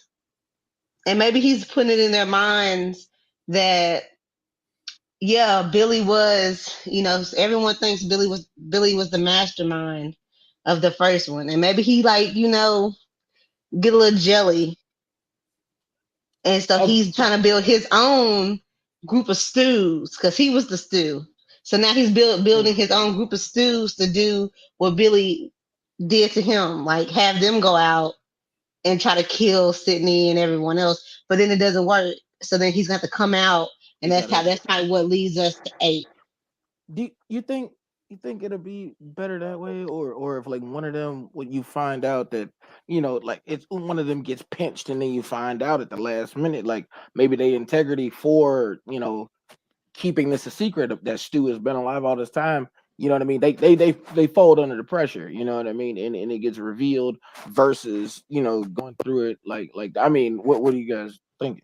But that's the thing, no one knows it's Stu. Like no one knows that they're actually talking but to how the can we? real Stu. That's my question to the panel. Starting with Anthony, with what Brittany just said, which I agree. If we go into Scream 7, and there's a guy that we don't know, right? He's just the leader of a Reddit page or whatnot. Are we not automatically going to see Stu? So it's like, what's the point of the whole movie if that's kind of like what was the problem with Scream 6, right, Britt? Like we called it in the first 10, 15 minutes. So it's Yeah. that's the line that we're playing right now. Like if we do bring Stu back, there's only a couple ways. And if we start to see it as an audience, then you got the whole movie. right? But What do you But think? they could have someone as like Like a red herring. yeah, who everyone thinks is like he's the lead dude, but no one really gets that he's Like a being Scream 3. What was supposed to happen with Scream 3 yeah, with the like how we character of found out Roman? Roman was going to be the in red herring. three. Yeah, how we found out in three that in one, Roman was the one puppeteering Billy and Stu to do That's a all great that way to happened in go. one. That's a So great way to what go. if? And then what if one of them? I'm still on this. What if one of them? What if Stu had a kid? Yeah, that's another way. That's another way to introduce another character into the cast because you don't have Jenna or Melissa. That'd be a great way. And that'll be another good way to bring back, Melissa and well, I don't know if they can get them back. There'll be another way because then they will want to go after the other legendary kid The legacy. of Yeah. you think, a Ghostface. but do Yeah. you think the kid would be like completely unknown because he'll have a different last name? His last name wouldn't be Mocker or whatever. So there's a possibility that they might interact with him, be jovial, cordial, Yeah, maybe even they friends. wouldn't know because Well, just that just happened in Scream 6, though. That just happened in Scream 6. it could still Right, but still it can somehow happen work. again because it's different characters now. Also, we You just. know, I don't like know. like no, It I can mean still work. 'Cause, like, no, what if he over time finds out that he, or what if his mom, what if he already knew and they just like kept it, like he knows he's been new, like this wasn't something new to him that Stu was his father, but to not go through everything that Sam goes through, he just keeps the alias. Yeah, and you know how the Bailey family was 100,000% on their brother's side. Maybe this kid comes in and he doesn't. He's leading them on to like, hey, I'm not like my dad. Like I've changed my last name, but at the end you have like a shout out to Chucky, a Glenda's type situation where the kid actually snaps, and now you have that sets up Scream 8 serial killer versus two serial killers, two kids. You know what I'm saying? Like you have Sam as the daughter of a serial killer versus Stu, whoever they're. What do you think, Anthony? No, I mean, I like all of it. Honestly, I feel like okay, Stu being the puppet master of Richie and Amber, literally she was like, oh, we got his house on the market, luckily, bullshit. Like say he had it from his parents or something like that, and he gave it to him as like a place to kind of get back at them, but then it backfired and they ended up, Richie died and like this whole thing.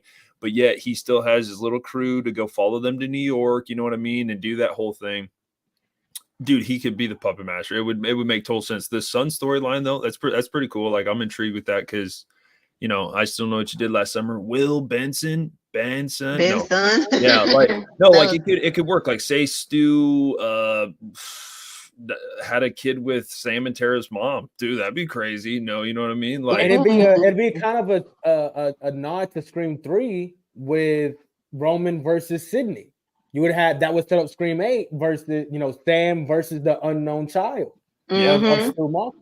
Yeah, and then that goes and that always dives into our superhero love, right? Or see, this is like, what if you have Sydney's daughter be, let's say, middle school, like freshman, sophomore, and then all of a sudden this she falls in love with this kid, freshman, sophomore, turns out to be Stu's son. You know what I mean, or some shit. Exactly, on Halloween and shit. But but Coven, what do you think? What do you think about the whole Stu having a son or a daughter?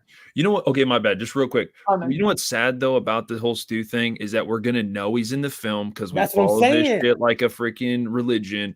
It's not gonna suck because then like you'll still be interested to see what the storyline's gonna be, but like there's no way they'll be able to hide it. You know what I mean? Exactly. You cannot hide it at this point. It's if you have a cult leader, it has to be Stu. If it's anyone else, you can do it, but we're gonna be pissed off about it.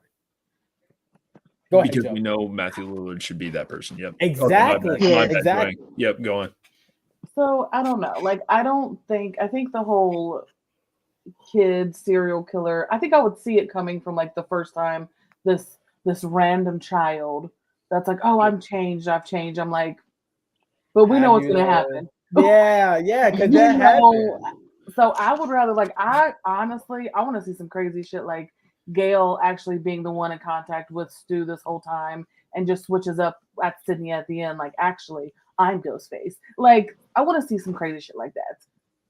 That's what I'm saying. Like, what would it be? And see, I think like what Helvington was talking about, I think that was the direction that we were going with Sam, or you know what I mean? Like that would have been kind of cool to like see her lose her fucking shit at the end or something like that. That ending scene in Scream 6 set it up. The way she looked at that mask, you know, yes, she threw it down. But they're gonna continue it. Don't worry. Just that's what I'm saying. They're gonna do it. I'm telling you, down the line. I totally agree with Sarah. Like, honestly, I think Vince's death is like one of my favorite like sequence deaths. Like, I just with Red Right Hand playing that whole fucking part is that cool quick shit. stab to the neck. Oh yeah, it's precise so and to the point and just super nostalgic. But honestly, I felt like they should have kept him around. Yeah, like honestly, that was kind of another thing that 5 did is they kind of killed him off early, and then when you found out it was Stu Macher's sister's son, you're like, well, okay, they should have kept him in the fucking storyline. You know what I mean? Yeah, that's another way. They threw his character away. He's a really good actor. He's a really good actor. That's what Brittany tells me. Gellner's a beast, man. Yeah, that dude's a way good actor. Yeah.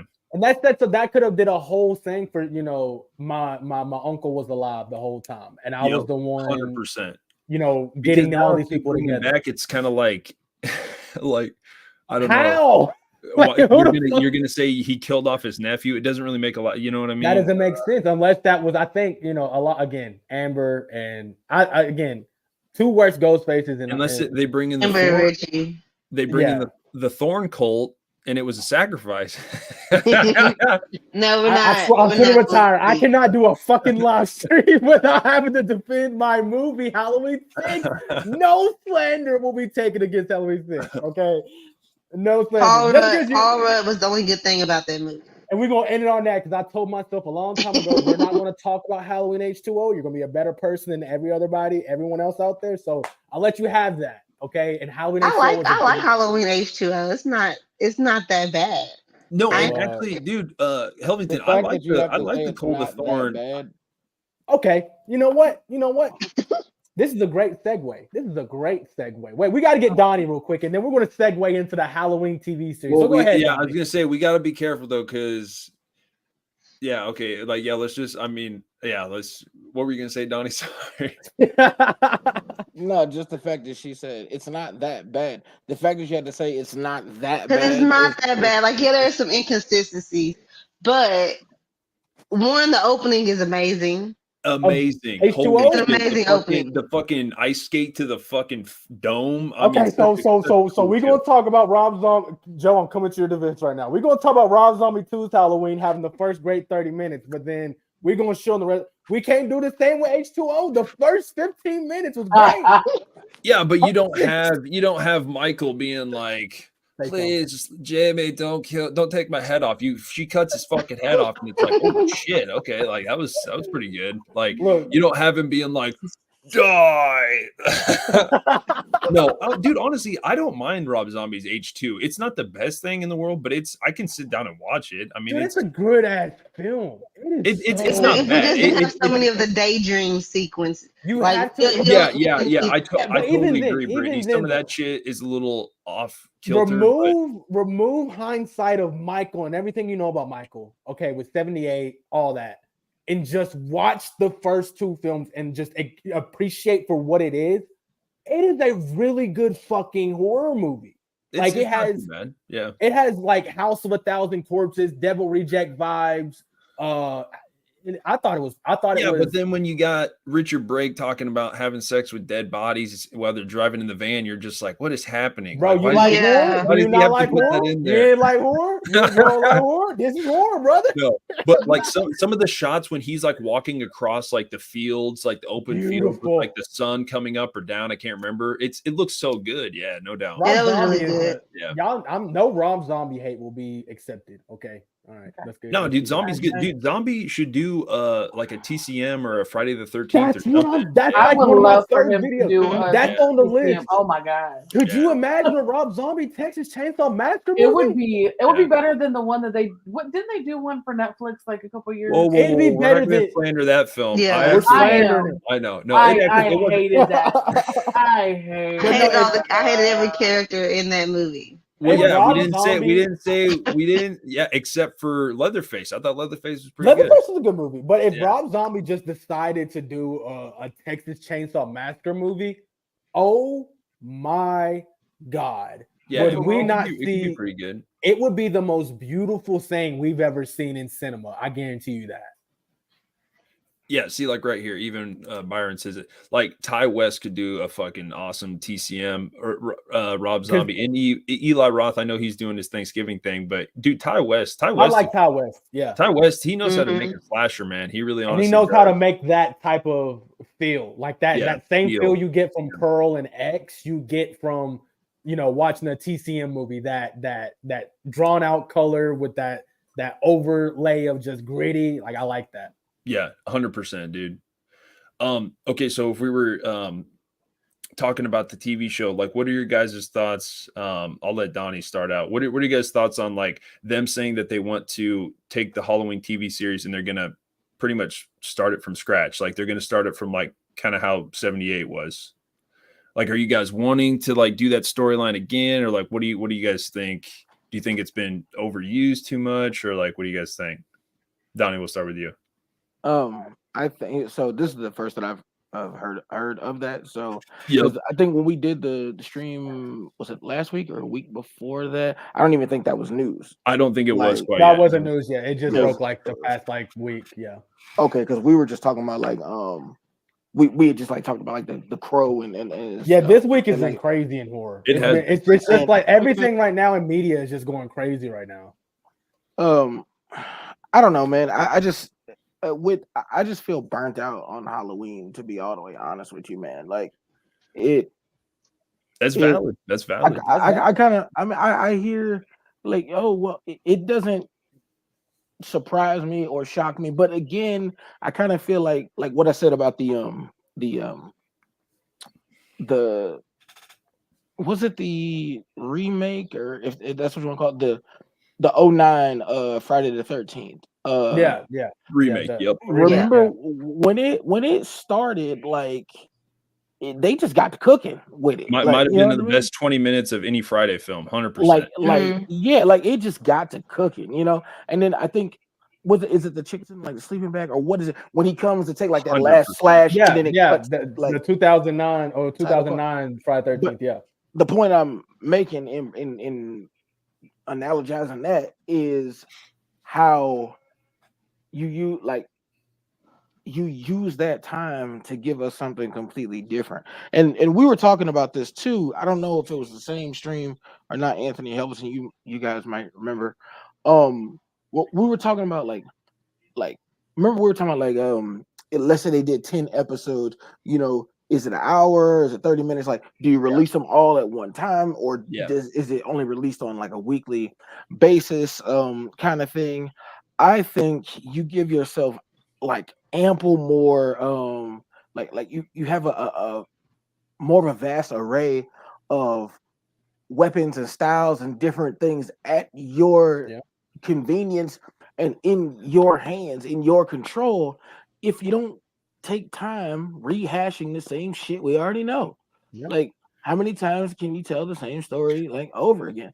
This is like, I feel like case in point, like this is why the Harry Potter thing is going to be so much better. Not that the movies are bad, of course I love the movies, all that stuff. Cough the last one. Well, that didn't make sense because it's actually two movies. My bad. The part two. How is that bad compared to part one? What the fuck are you talking about? You replaced Johnny Depp. Like, what are you doing? That's not even Harry Potter. Oh no! I thought we was talking about like the whole Beast. series. That's Fantastic Beast. What the fuck? No, all the Harry Potters are good. All the Harry Potters. No. I agree with you. I'm not sure the actor who replaced Johnny Depp, but he can lick ass, bro. Like Jude Law. Jude Law's a good actor, but it just wasn't his movie. No, Yeah, Jude Law played Dumbledore. He's good. I'm talking about Oh no, the other guy. Who's the other guy? Whatever the gentleman's name is that replaced Johnny Depp as Grindelwald. Like, yo, bro, like kick rocks, bro. Like because I felt like with Johnny Depp as, just to say this, as Grindelwald, like you can understand why other people were scared of him or intimidated by him, and like he had a factor. Like the thing that made him intimidating was like partially his charisma, whereas like with Voldemort, you just feared him because it was like either you join him or he's gonna kill you kind of thing. Yeah. Whereas this dude, like he used his charisma to get you on his side, and then you got like so caught up in that you couldn't even argue why he was wrong, even though he was like bro was spitting facts. But I'm saying, yeah. But I'm saying when the guy, the actor who replaced him came in after that, I didn't feel that like. Tell him, Brittany, tomatoes. For what? We throwing tomatoes. Who we throwing tomatoes at? Grindelwald in part 2 in the Fantastic Beasts series. Oh yeah, no, like that's how I know he don't know what he's talking about. You never replace Johnny Depp. Yeah, that's that. Like I feel like that should be a written rule. Like if it's Johnny Depp, you should never replace. Don't touch it. Don't touch it. You said part 2. It's part 3, bro. Unless you're talking about the Willy Wonka, the what was it, Willy Wonka? That was weird. Like that was a good one. Like Johnny Depp did good in that movie, but it was really weird. I loved it. I loved Johnny in that movie. Yeah, I'm saying, but even when you think of like the you got Fantastic Beasts and Where to Find Them. You got The Crimes of Grindelwald, which of course was the movie where he excelled and all that stuff. Even that first scene where like he took the polyjuice potion and then you finally see him with the Elder Wand and shit is about to pop off. Like, and I'm saying for all of that it's gonna climax at some point with Dumbledore versus Grindelwald for the Elder Wand, and that's a 45-minute battle. I just think Johnny Depp was gonna kill that role. Mm-hmm. Like, in that confrontation was going to look a lot cooler with him and Jude Law than with this current guy. This is what I said about like when Richard Harris, the original guy who played Dumbledore, versus Michael Gambon. Michael Gambon, I felt like he was more physical as Dumbledore. He moved a lot more. You know what I'm saying? Than if you guys think of like Dumbledore and Sorcerer's Stone, Chamber of Secrets, think about it. That Dumbledore, he's like, when you think of like an old wizard, he's like the quintessential picture of what you think of like an old wizard, like a Merlin wizard, is what Richard Harris Dumbledore looked like. But when you get to the later films or the later stories, where Dumbledore is doing a lot more moving and like him and Harry are going on adventures together, or when he's fighting Voldemort in the Ministry of Magic, I don't think Richard Harris Dumbledore would have worked because he was so much more calmer, slower in his movements, and he was a lot more like what was it called? He telegraphed a lot of his stuff a lot more than Michael Gambon seemed to be a little bit more like, the emotions were out there on Front Street a little bit more, but he moved a lot more too. But I just for like a juxtaposition. But as far as the thing, Anthony, have they said anything with the Halloween thing? It's gonna be X amount of episodes, or they're gonna be an hour long, or like. What I was going to say earlier was, so apparently what they claimed was that they were going to dive in deeper to characters that they never really maybe talked too much about in the original, which to me is like, obviously Mike and Jay were talking about Loomis, which if it's about Loomis, fuck yeah, I'm down with that. Just hopefully they can cast, the right person. They were talking like Ethan Hawke and shit, which would be awesome. That'd be epic. Ethan Hawke would be a great Loomis. Oh, hell yeah. I like Ethan Hawke. He's like probably I think he's like one of our generation's like better actors. Like honestly, I mean Johnny Depp included in shit and stuff. Jay, I need that money, Jay. Jay. Classic. Do you actually know that movie Terry Crews' character got paid $0? Yeah, because it was like a cameo kind of thing. Yeah. Yeah, but he said he was one of the guys when they first went to the projects where his 100%. I did see that whole talk with you guys talking his interview with Shannon. Yeah, he said he made $0, but he said anything that he works on, he wouldn't agree to it if he didn't love what it was. I literally just watched David Ayer's new movie, The Beekeeper. He's the guy that directed Training Day. He did like all these like Wait, hold on a second. I thought Antoine Fuqua. Yeah, never mind. My bad. He wrote Training Day. Sorry, he didn't direct David it. Ayer. Right. Yeah. He directed. He was the dude that directed Suicide Squad. Yes, exactly. Yep. The first he did one. like Street Kings, End to Watch. Oh, you guys got to watch that with Jake Gyllenhaal. He likes his like LA crime kind of like I think he did Bright also. Will Smith's Bright. Almost like a noir kind of thing. You see, yeah.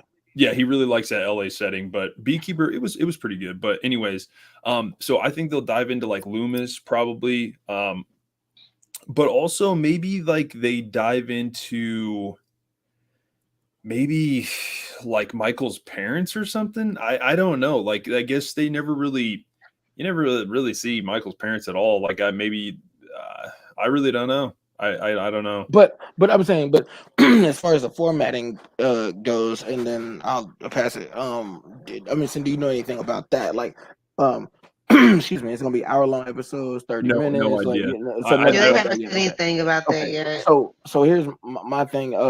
In addition to me just talking about being burnt out on Halloween, though, what I was gonna say is I just think that I kind of feel like that's wasting time too, because we got a glimpse of that, and I feel, and obviously it will be done different or whatever. But as we just had the whole like we always break off into like a Rob Zombie like portion of all of Anthony's streams that always happens. It's polarizing and all that stuff. But there are some people who are like, oh, we didn't need a Michael Myers backstory. We don't like that. Blah, blah, blah. I've heard, yeah.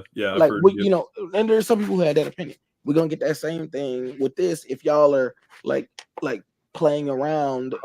You're wading in the shallow end of the pool too much. You know what I mean? And it's gonna. I think that's gonna cause more problems than what it's worth.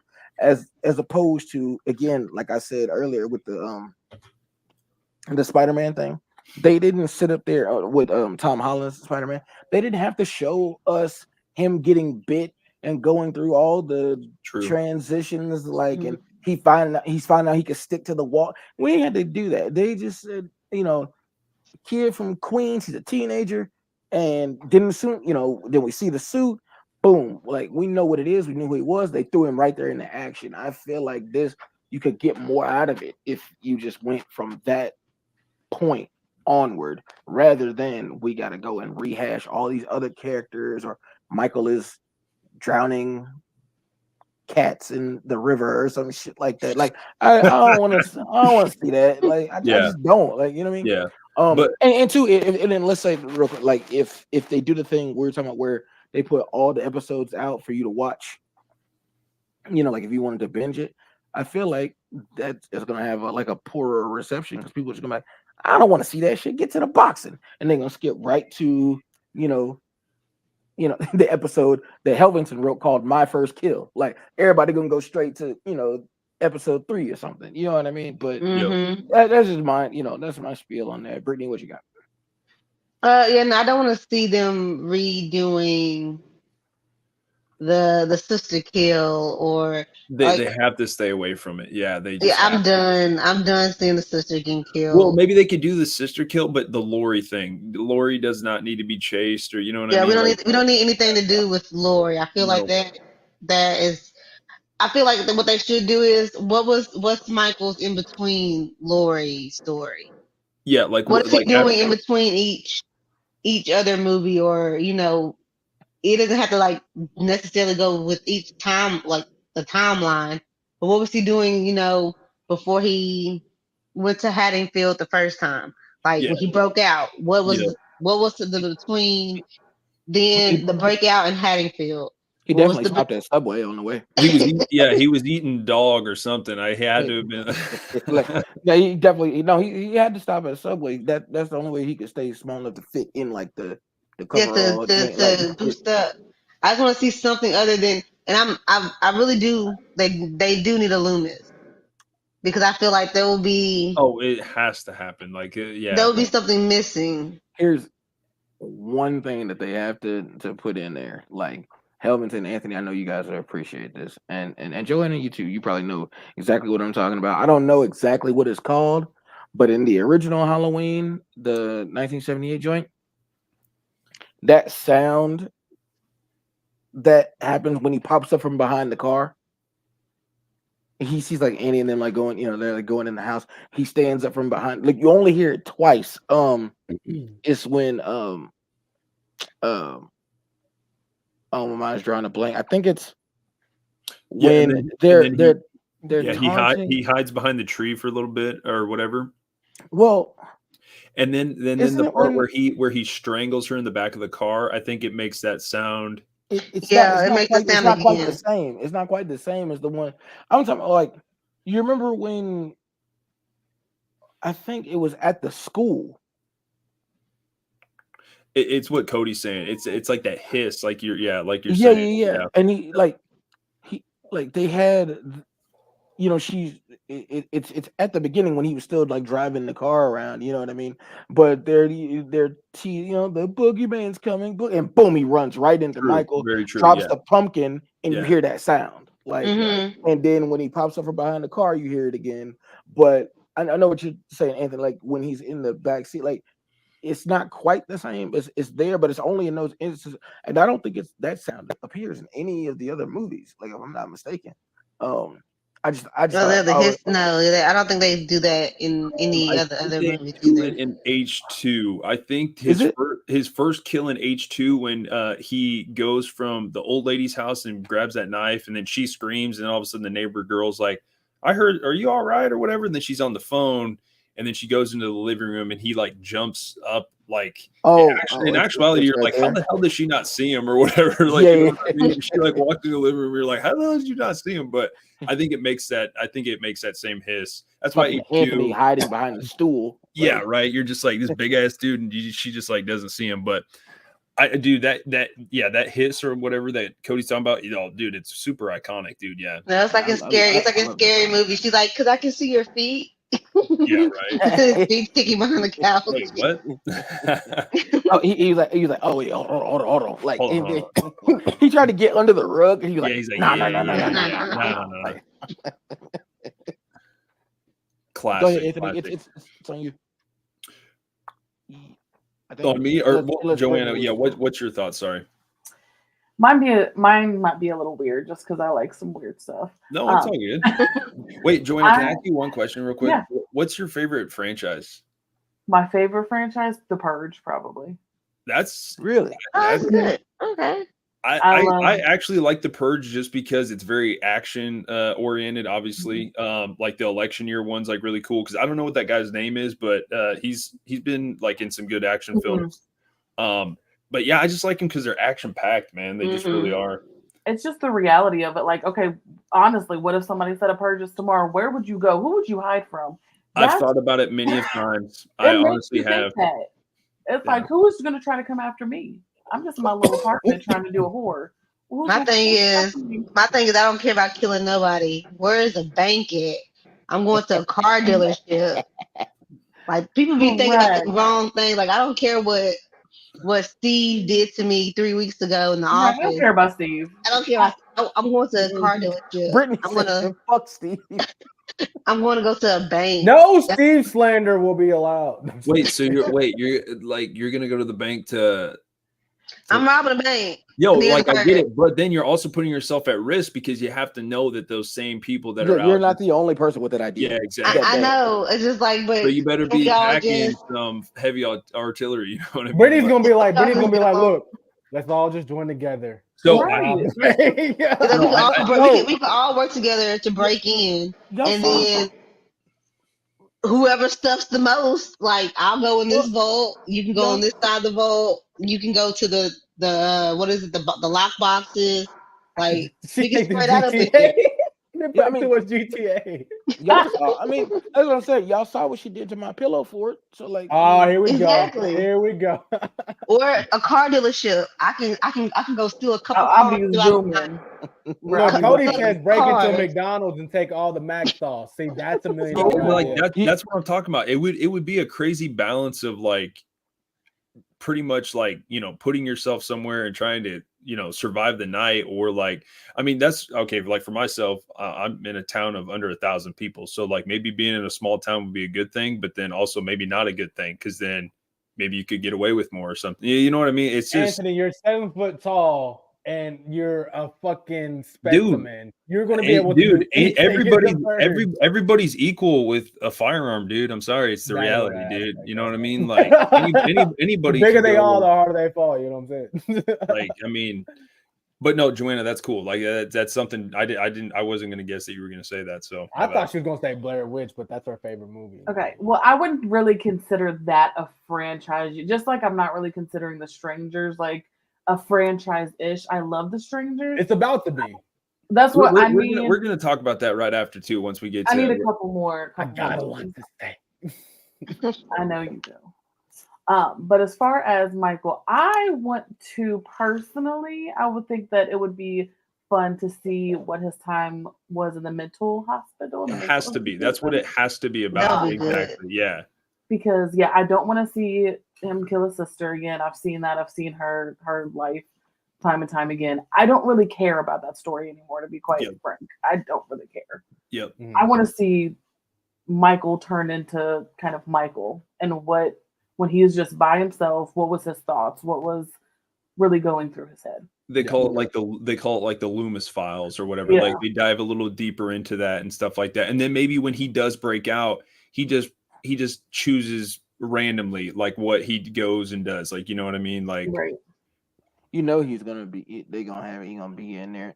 Fucking grilled cheese again, dude. Yeah.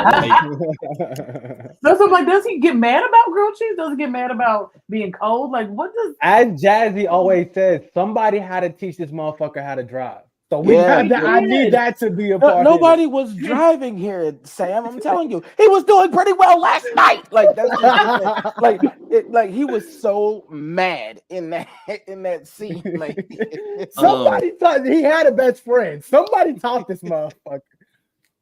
Yeah, I mean, you got a lot of time on your hands. Maybe you just like read a book or something. I mean, I know. Said read a book. I know what you guys mean. I mean, maybe he watched some videos or something. I mean, you watch enough action movies, you're like, this man was watching Duke of Hazards. That's possible. Yeah, he's all like, I always see him put it into that D or whatever. So you know what I mean? Like, no, but that's what I'm saying. You disengage the party, and then like.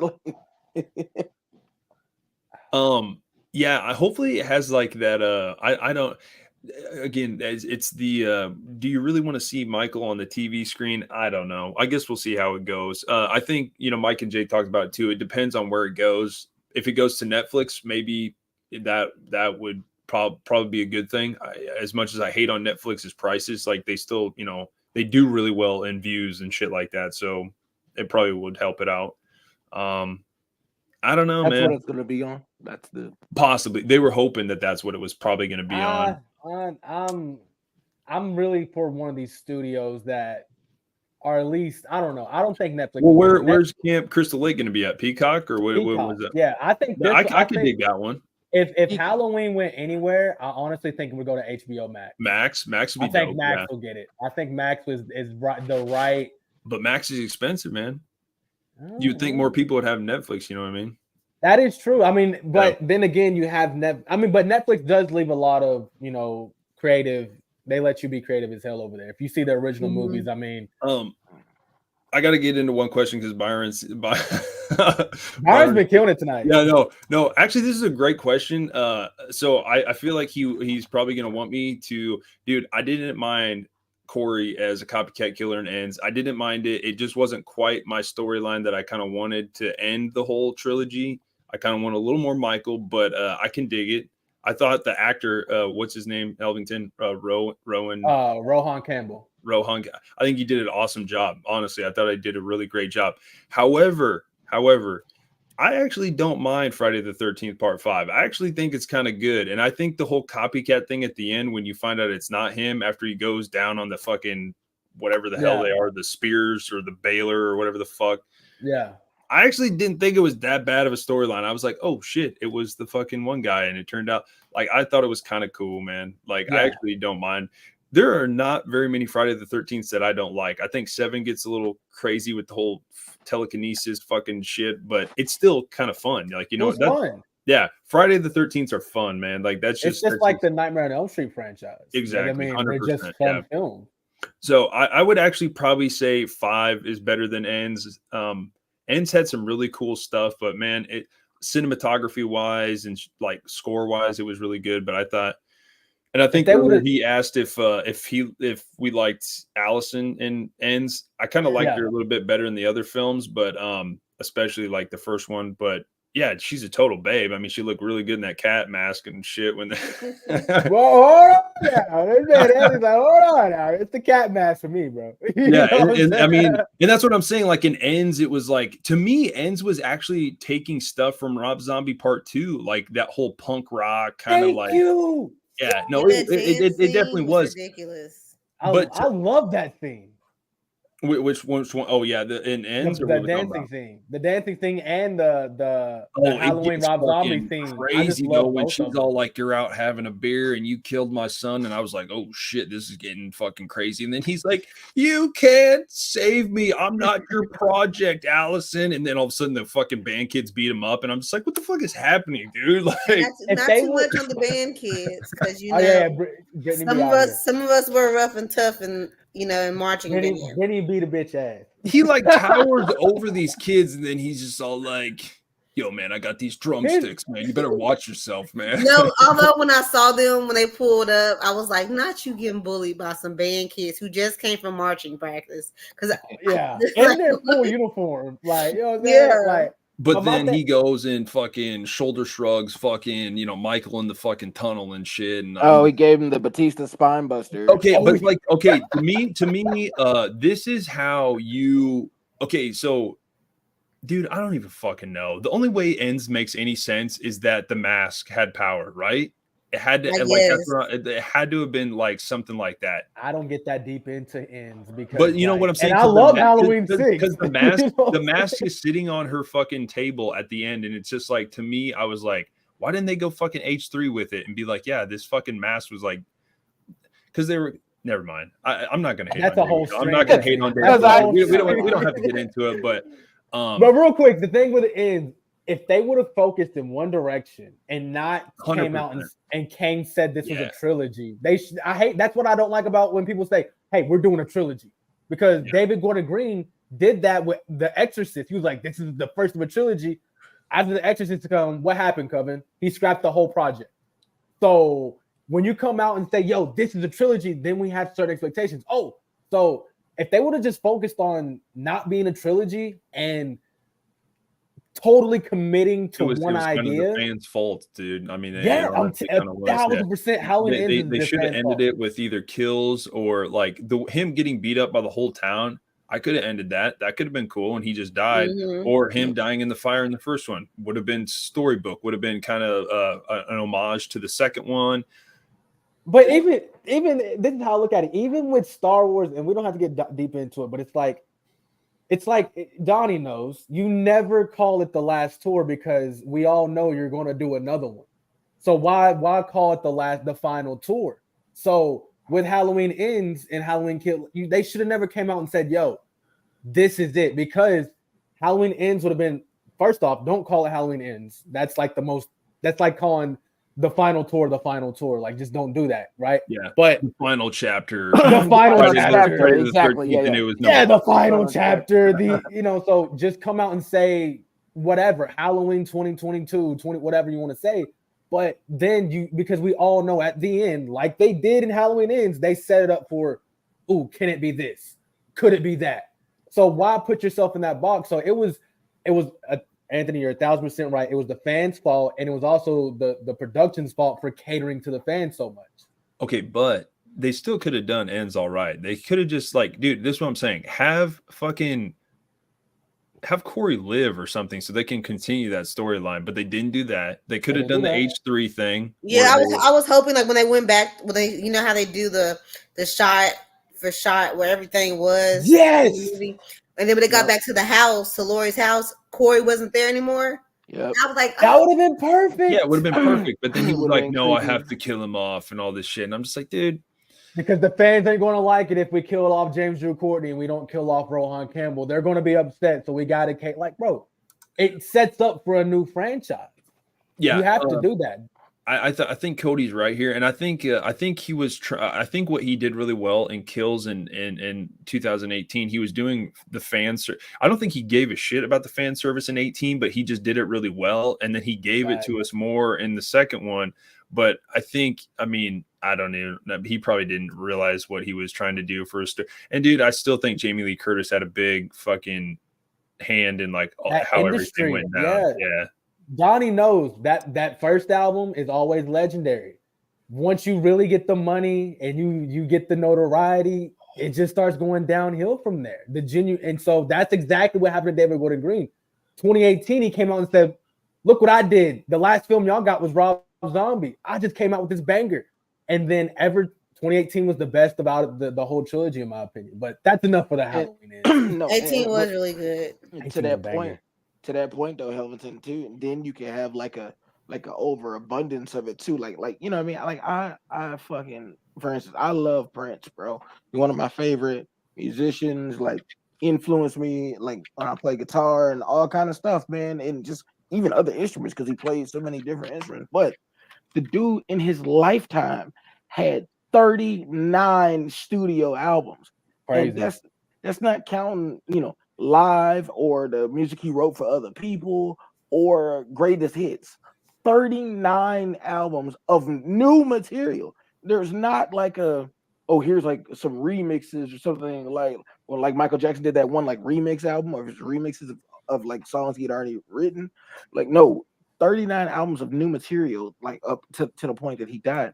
The point being, there's so much, you know, you're bound to hear something, or in this case, see something that you don't like. You know what I mean? Because there's just so much. That's like, the Halloween franchise of that medium. Like, yeah, it's like that's exactly the too much saturation. Yeah, you oversaturated. And Sarah's 1,000% correct. Cameron. I mean, if that would have been the Corey character, if he would have been the Corey character, that would have made more sense. Yeah, say at the end of Kills, like they have like their whole little tussle with Michael in the house. You know what I mean? When they go in and they find his dad dead. Say they have that fucking interaction, and then like say that maybe when he interacts with Michael, he can like see the evil in Corey or something or Cameron, and then like he kind of passes it on to him or whatever the fuck. On some Halloween 4 shit. Yeah, you know what I mean? Yeah, something like that. You know, Rachel survived Halloween 4 to go into 5. That could have been Corey's character because, you know, that was a Halloween 4 scene with Corey. He could have survived that, went on to be Rachel from Halloween 5. Yeah. And it was set up perfectly. They had enough to do it. Yeah, no, that would have made more sense because again, I think that was just the one thing. I think the whole thing was just kind of a surprise. Corey's character in the last film, I think it was kind of just like, who the fuck is this guy? Rohan Campbell is a damn good of an actor. Like, dude, like for your like big debut, we're good. All right, first off, no Rohan Campbell slander. But no, that's facts though. Because like and to your point, real quick, you were talking about 4. Like, I mean.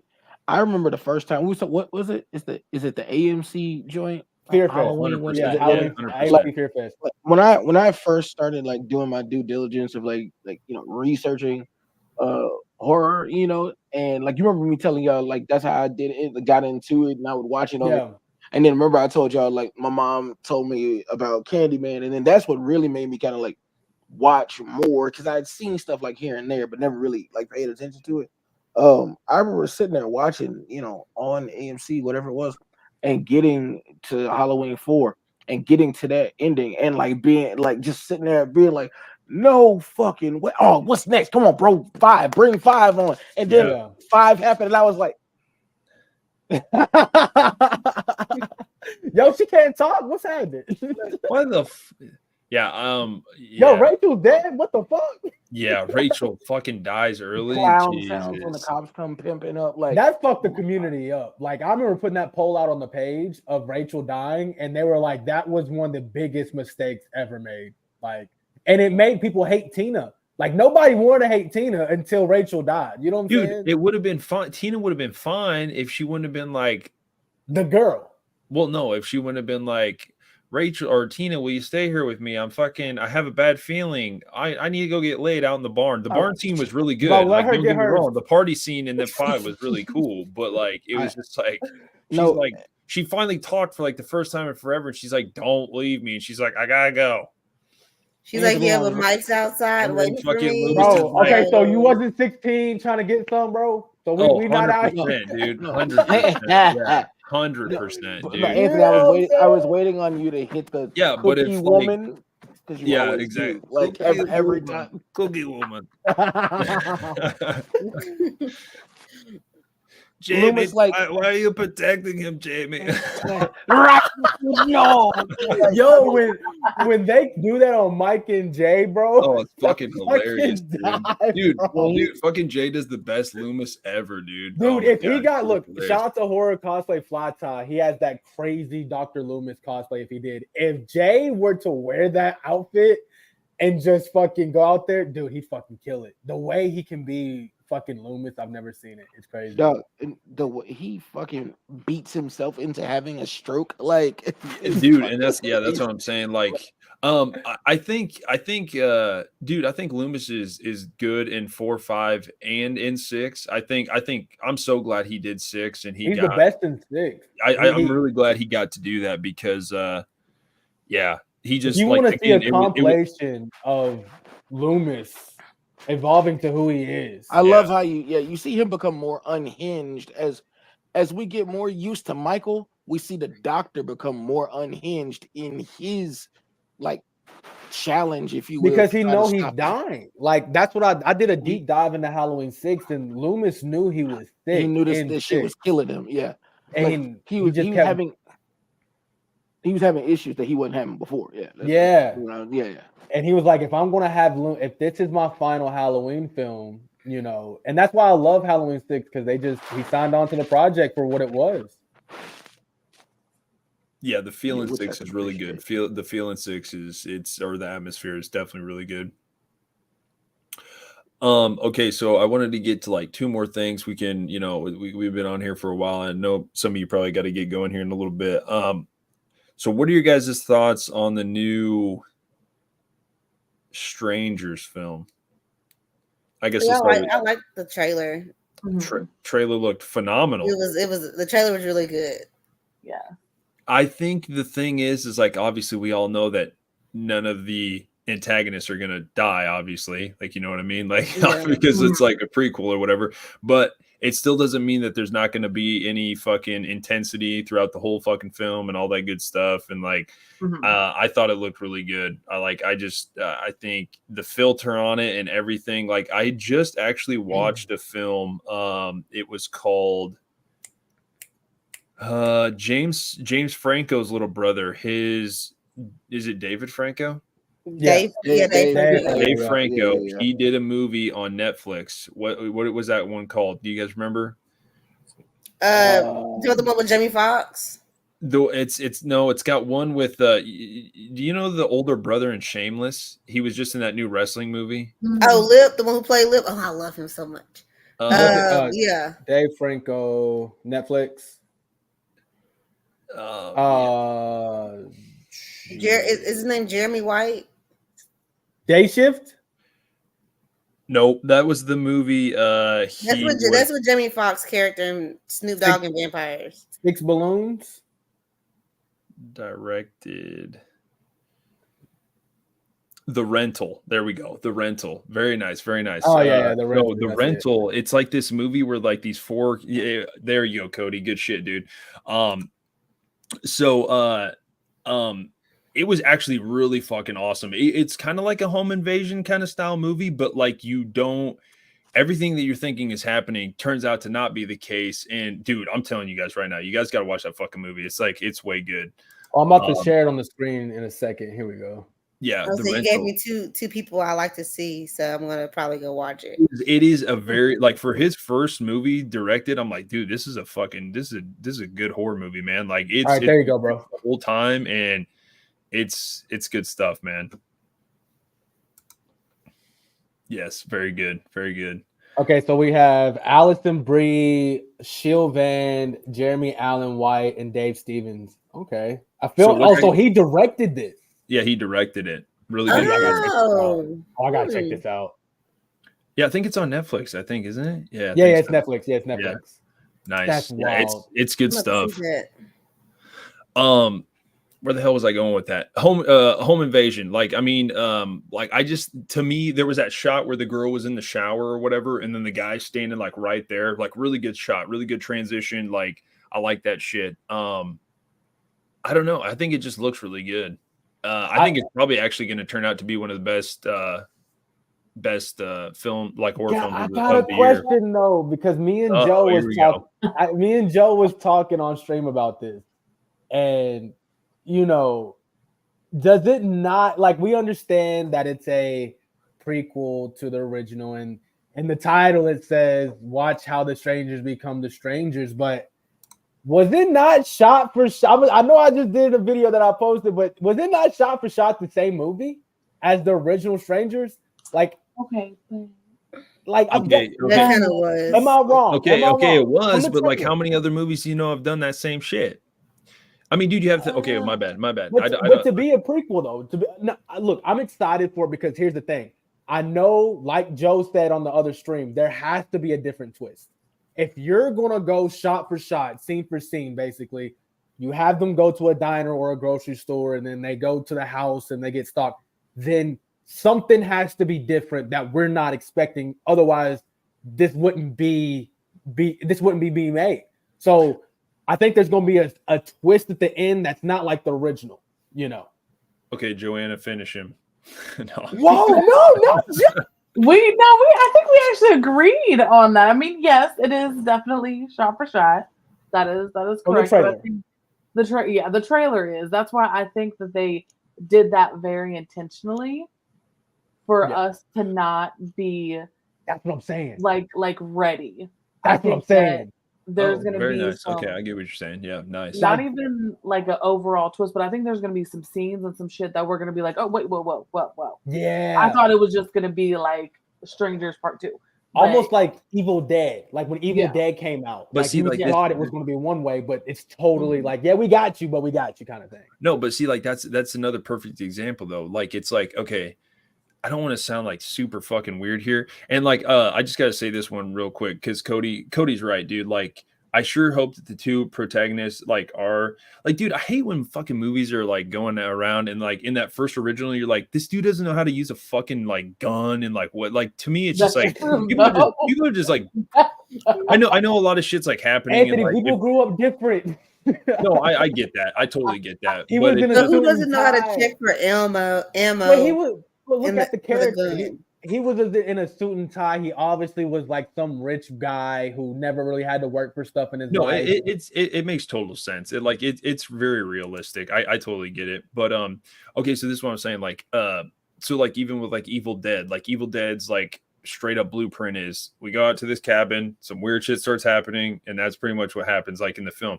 I mean, it's a home invasion thing. So like literally it's kind of like it has to kind of almost have that same blueprint. I know the Prey at Night was different because it was out on like this like campsite, you know what I mean? It was like so they had different areas to like shoot and like all that stuff. But I feel like it's almost kind of like their what's that saying? Like it's their not like cup of tea, but it's like their blueprint. Prerogative or like no, that's he said that's the prerogative. Like it's like they're kind of like go to on like how they would, you know what I mean? So it almost makes sense that it's somewhat the same, like you know what I mean? Because it's like they probably almost like the I Know What You Did Last Summer franchise. Like it has the same. Well, like I'm saying, like if they were like intentional, like if they were realistically okay. So like I just saw a thing about this dude called like the Truck Stop Killer or something. This was like real life shit where like this guy over 15 years killed like 50 people, but it was like his thing was to pick up hitchhikers, kill. Well, I think it was like to kill like sometimes they were like together where it was like a male and a female. So he'd kill the guy, but then he'd like capture like hold like the girl like in his truck for like a week and then you know get rid of him. But it was I'm saying like he had like his like little way of how he did everything, like you know what I mean. So like to me that's how the movie like fits, like you know what I mean. Like it's like they probably had like their what's the fucking word I'm looking for, you know, you guys know what I'm saying. Like it's they had their I know the word. I know Jesus the word. Christ, dude. I'm just blanking. But like I'm saying, like that's probably how it's methodology. Like, yes, techno. Like it probably makes sense that's why movie is kind of stylized the same as like the first. You know what I mean? Because I just think it looks really good. I think the cinematography looks really good. Like I like the dark tint to it and everything. I think it's, to me, I got like some Cabin Fever like the vibe at the beginning when they're like in that town and like nobody's really talking to them. You know, like in Cabin Fever, and they pull up to that gas station and like it's kind of like the yeah, I don't know, but it gives me what I love about the Strangers franchise. It gives me Joyride vibes, right? Like that one horror movie that it didn't really fit the normal. Like you had, the slashes, but like the Strangers is that one movie that just peeks its head around every now and then, and it's like this is some real life shit that could really happen. Yeah, and that's why I am going to watch the movie. I think it's going to be a really good movie. But shout out to TechnoWiz right now. He said this in the last live stream that we was in. He said, calling it now, the protagonist will survive and become the strangers from the first movie. When I read that in the live stream, I was like, yo, what? Oh, that would be good. See, but here's my thing. Wait a second. So the survivors are gonna survive and then become the strangers? Mm-hmm. Yeah, that's what he thinks, that the people at the end, because they showed, why would they show that? Like, if that's not the twist? Because that's what I'm saying, Anthony, there has to be more to this trailer that we're missing. Or what if the twist is one of them set it up for the other one to get killed? That's what I said that too. I said either the husband or the wife are done sacrificed, or said, okay, you can take them, I'll go with you, or there's going to be some trade-off. That's what okay, so what's up with the kids? What's up with the kids in the trailer? Why do you always want to blame the kids? I'm trying to blame the kids. You always wait. You talk about the two bite the kids on the bite. No, when they come up to the door and it's asking Tamara, that's the kid. This is what I'm talking about. Cody's got it right. So they're obviously like Jehovah's Witnesses or something, and they're probably like, these young kids are sinners. We must, kill them in the cabin or whatever. Like, you know what I mean? Like also like Children of the Corn shit. Kind of, but like I'm saying, like maybe they're like the younger siblings of like these older people that are like are in like the actual strangers. I think one of the strangers is obviously going to die just because they take off, like, but then they can pass on the mask or some shit for the next. You know what I mean? Like, I can't wait. That's what I'm saying. This definitely has like, look, Techno says the kids are red herring. That's what I'm saying. Yeah, possibility, 100%. That's why when I seen this trailer, I said, "There's no way that this is what they released," because if so, you just gave the whole movie away. So there's no way that because we see what they just did with The Crow, right? And they basically gave the whole movie away. So it's not that kind of situation. This situation is you think you know what you're about to see, but you have no fucking idea what you're about to see. I feel like that everything we see in the trailer is going to happen in the first 30 minutes. And then we're going to have a whole nother third act. I'm going to be honest. I don't think there's going to be any twist. I think it's just going to be straight on. I feel like there's going to be a twist because there's going to be 3 of these, right? So like really they could this could literally just be the straight up. Okay, so it's a prequel for the original, but the original happened. Like that is set in stone. So that's what makes this kind of a different situation, because you have to make it make sense for the one we already seen, because it's in the same universe. You know what I'm saying? But their MO is just home invasion. They just mess with some people that are by themselves. You know, we've already seen that. Why would you do it again? It's already in the franchise. It's part of a trilogy. That's what. It's like the Purge movies. It's like they all kind of fit around the same MO. You know what I mean? People are trying to survive the night. The story they always build on the story. I hope so. I mean, I hope so. Yeah. Dude. No, you guys are probably right. You could be similar and different. I mean, like, yeah, exactly. Unfriended. What's the escape room? Like, similar but different. Because they could have just came out. They could have came out and been like, "This is a whole standalone thing."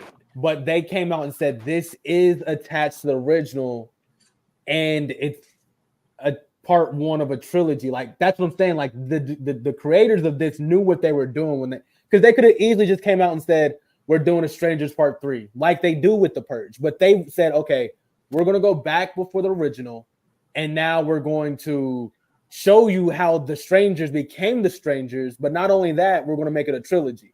Is that not fucking nuts? I just think it's them knowing that they can make some money. I'm just joking. I'm just joking. No, I totally. Who's doing these films? Is it Blumhouse or who? Let's check it out. Let's see. I forgot who's doing it. Let's see. Everyone Google. Well, Google. Everyone's Googling. Chapter 1.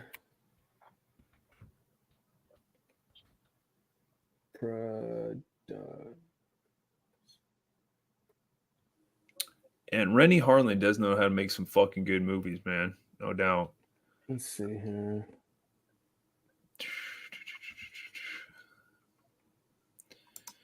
It's a Slovakia-based frame film. Yeah,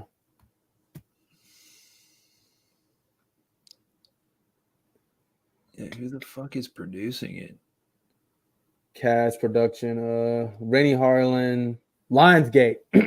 There you go. Perfect. Okay. That makes total sense. Lionsgate. Yeah, Cody Lionsgate. Like, yeah, they know how to do some good shit, man. Like, and I think they did the original as well. So, dude, I'm telling you, I'm getting such Cabin Fever vibes. Like, right, dude, this movie's gonna be phenomenal. That's what I'm saying. Oh, this movie's gonna be. So That's a great comparison, Anthony. A Cabin Fever where you think you know what's going to happen, but you have no fucking idea. You have no idea. Somebody mentioned it earlier, like where they thought Scream might go after Spyglass. That'd be really interesting. That one especially, because I know Blumhouse was in the talks of trying to get Friday the 13th, which I actually think they could really do a good Friday the 13th. To be honest, just my opinion. I know they haven't been doing very well right now with like Night Swim and all that shit. That's the thing. Like if you follow Blumhouse, which I've followed them for a long time, they are a very much. They know they started independent and they made it. So any independent director, writer, actor, like they had a whole showcase on HBO where they had just season after season of independent films that they dropped. So that's a little bit of my problem with Blumhouse. Like you can't just let anybody come and handle this. You can't just let because this person's on your team doesn't mean they should direct this film. You know what I'm saying? That's my problem with Blumhouse. I don't like that they just let anybody on the team.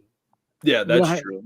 You know how you said earlier about like the first album is usually great. You put your heart and soul into it, and then you start going on later, and then it starts to skew off into some other avenue that doesn't even make sense, or it doesn't even sound like, the true form of this artist or band or whatever. Do you think that Blumhouse turned into a quantity over quality thing? Oh, Marvel. For sure. They're the poster boy. Like they're the poster boy of it. I didn't know if that was like a popular like opinion or if it was something. Oh, it's not. It's just real. Yeah. But no. But I'm saying what I meant was I didn't know if it was something I was just noticing. Yeah. And other people were noticing it too and just not saying anything. Because I felt like once they really started making it, then it's like it was a rotating spid of shit like coming out. Anything they can get their hands on, they're gonna they were trying to get it. Yeah. Every couple months something was coming out. And to the point, like what you said, Anthony was saying, like the Night Swim thing, stuff was coming out, and you're like, Imaginary. What? That's Blumhouse.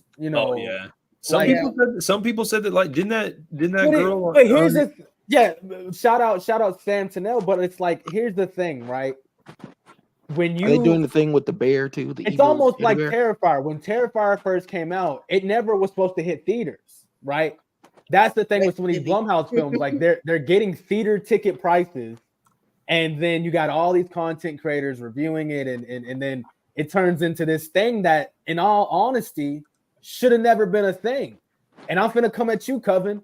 Megan is a byproduct of that. We're not. You don't talk about your little Michael Myers loose neck mask Halloween, and you gonna sit here and come at Megan like that. I don't want to hear it. But no, seriously, Blumhouse is definitely a monopoly behind horror right now. They've taken over horror.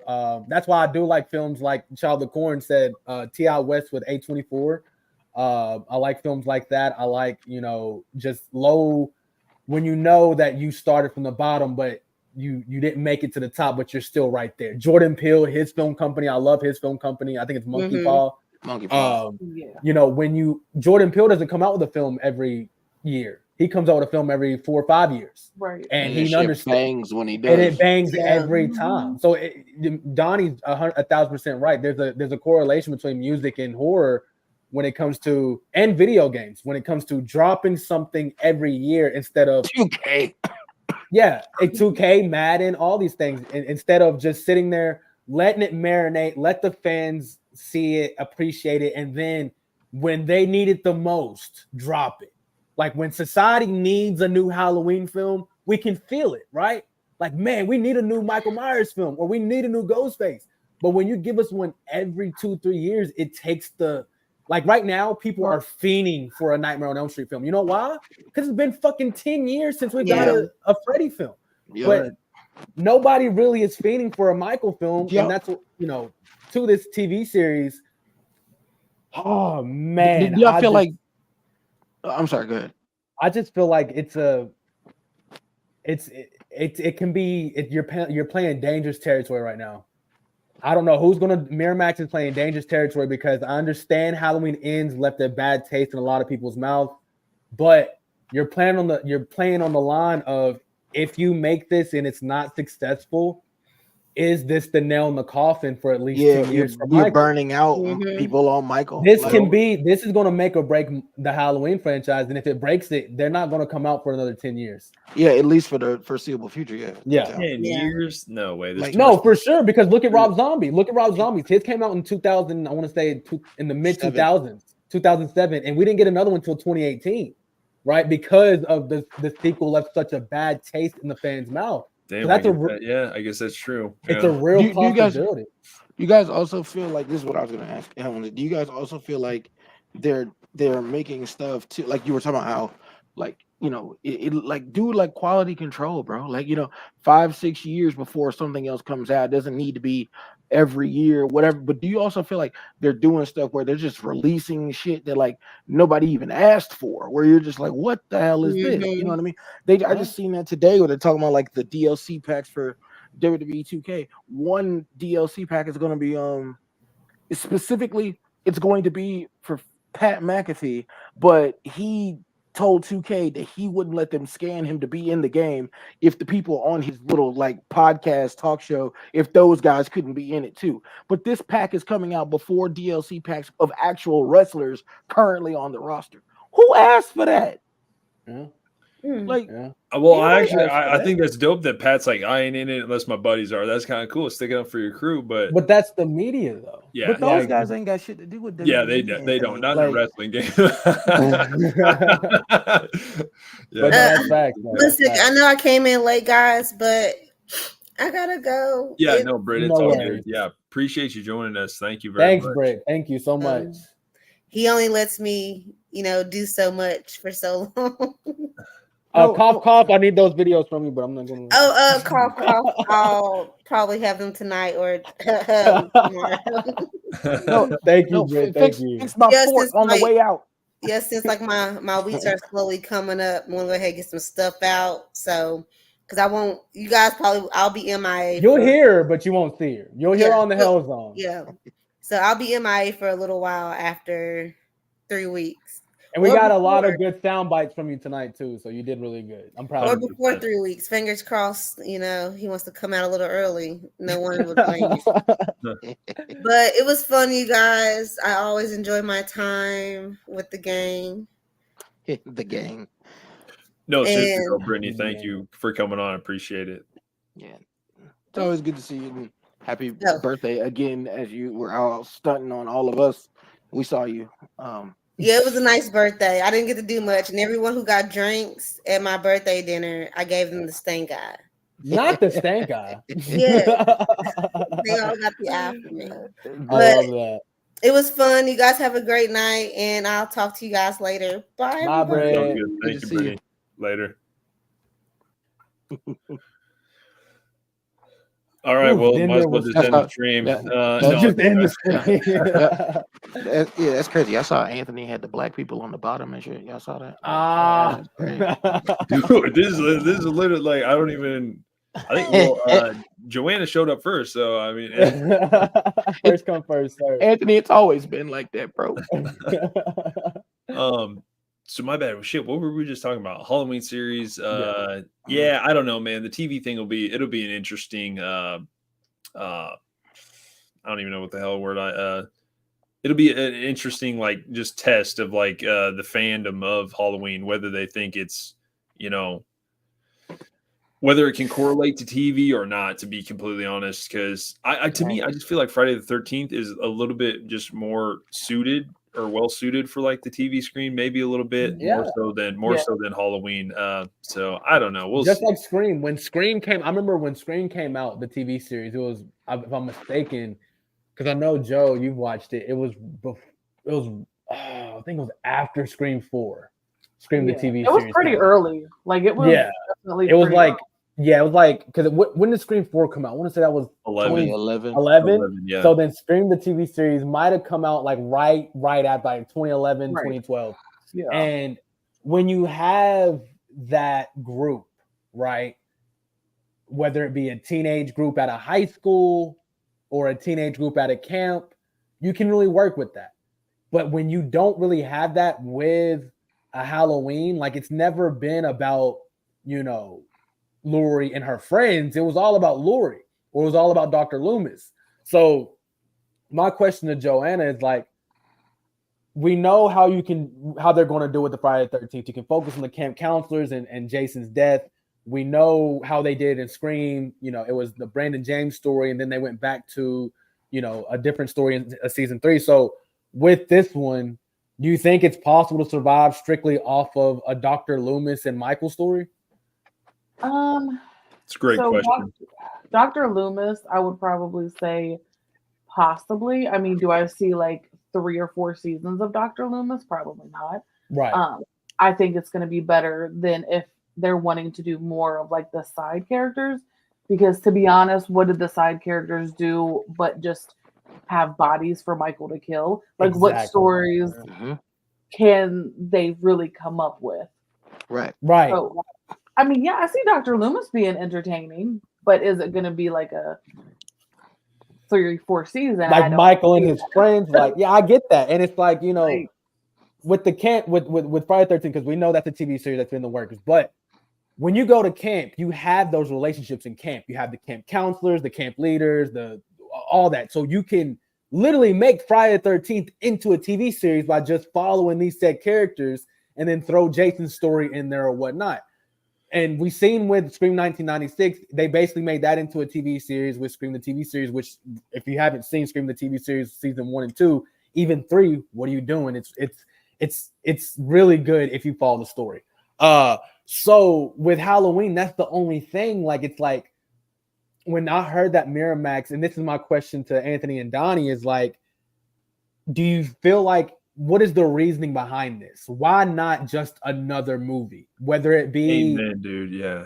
Like, why choose the more difficult route when you can go off of a new storyline, a Jamie Lloyd storyline, or Jamie Lloyd? I was gonna say Danielle Harris. Fuck yeah! What are we talking about here? What you got, Joe? Okay, I know we're gonna. I did not mean to hijack, but a thought just came in. Who honestly is right now about movies, or right now is about streaming? People want to be able to binge. People want to be able to go to Netflix and Hulu and Peacock or whatever and get that instantaneously. And the last movie they had, nobody liked it. They're not going to do another movie right now.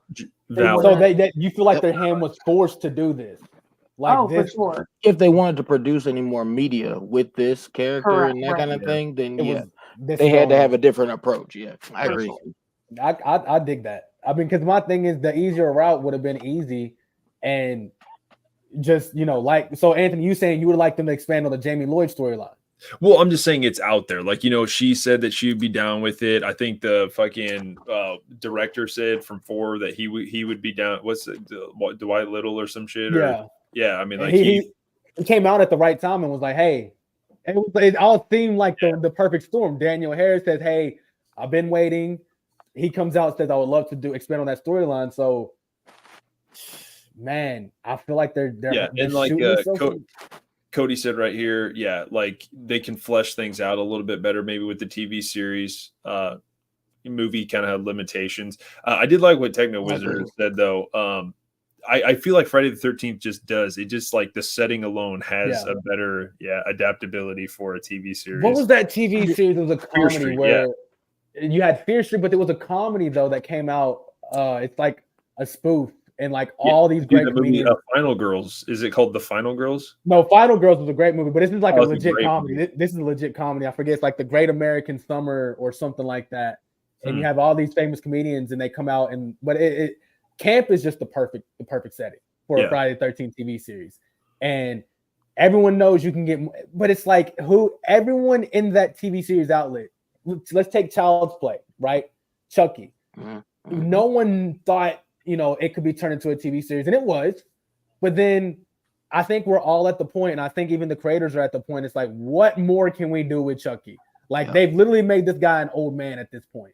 Yep. Like they got the whole. So it's you notice it's been off TV a lot longer in between because first you can't figure out what to do. Yeah, between the first part of the season and the second part than it was for season 1 and 2. This one has been off a lot longer. For no reason. There was no reason. No. So and I know, Joe, you're a huge fan of American Horror Story, and I think that this is where it should go. Michael in the sanatorium. Follow strictly Michael in the sanatorium. Laurie's not a part of it. He breaks out of the sanatorium, and then he finds a group of teenagers to go after. And that's where you go into like a Halloween resurrection situation. All right, you just gonna flex the Child's Play shirt? I see you, brother. I just like wearing this thing. It feels good, yeah. Oh yeah, but that's where I think it should go. And then Michael picks up in season 2. Have season 1 be him in the sanatorium, dealing with Dr. Loomis, all the crazy shit he sees. Maybe he kills a couple people, this, that, or third. And then season 2, you pick up with Michael breaking out and him stalking the town of Haddonfield.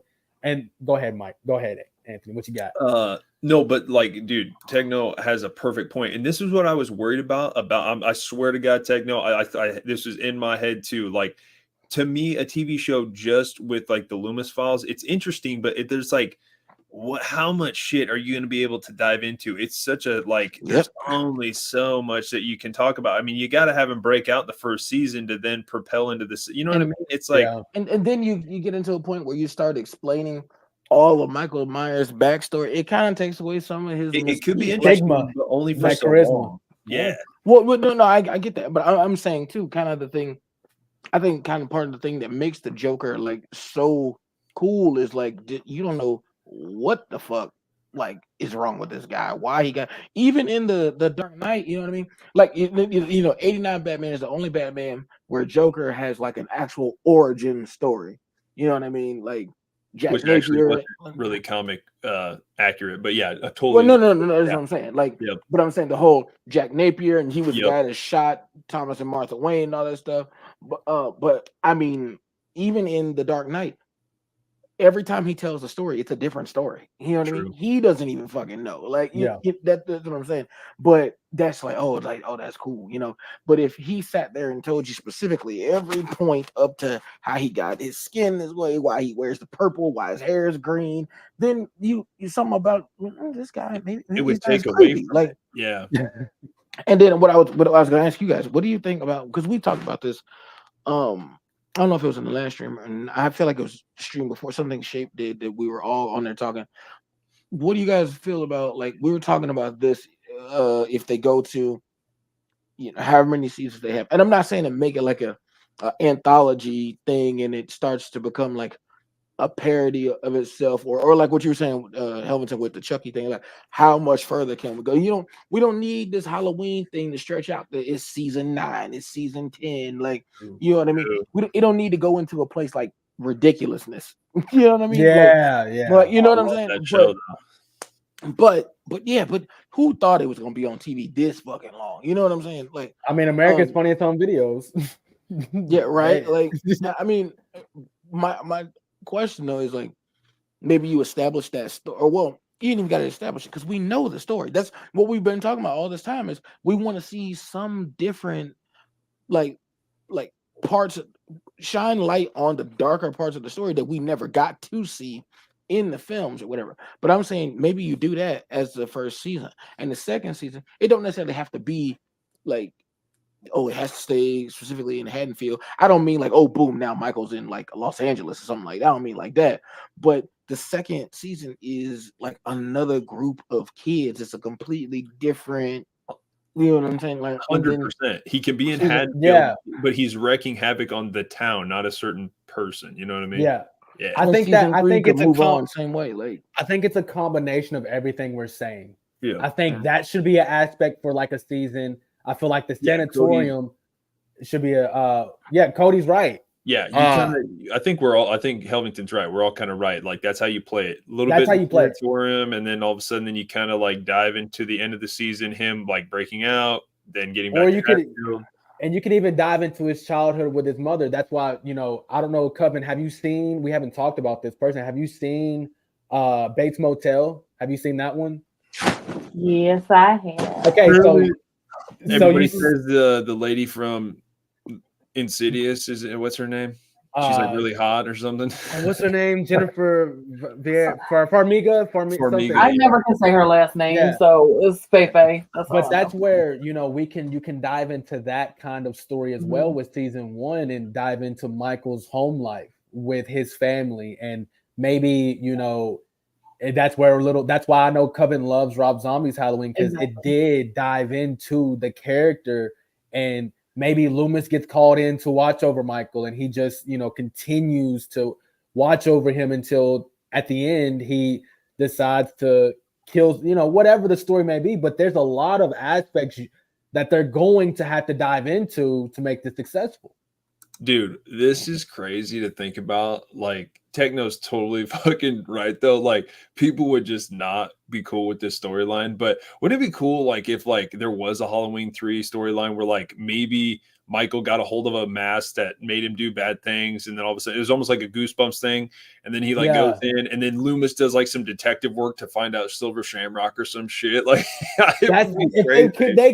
And, dude, but people would not go for that shit. They wouldn't go for it. But yeah. Shout out, look, Techno Wizard. I'm upset that you couldn't. No, but dude, the Halloween 3, it could have such a cool storyline, dude. Like, I think the movie did a really good job, but it really could. To me, almost Halloween 3 almost has a better storyline for a series, possibly. Yeah. I mean, to go off those masks and the cult and the Celtic, all that. I mean, that's why I love Halloween. I wonder if they'll dive into that. I wonder if they're like, I don't know. It's possible. Yeah. I mean, it depends on how many seasons are going to go, and I mean, how long you're going to have Michael on the screen, and how long do you want this thing to play out. But I think having the mask, having the story of Halloween 3 Season of the Witch. I mean, Jasmine, she thinks that each mask should get its own story.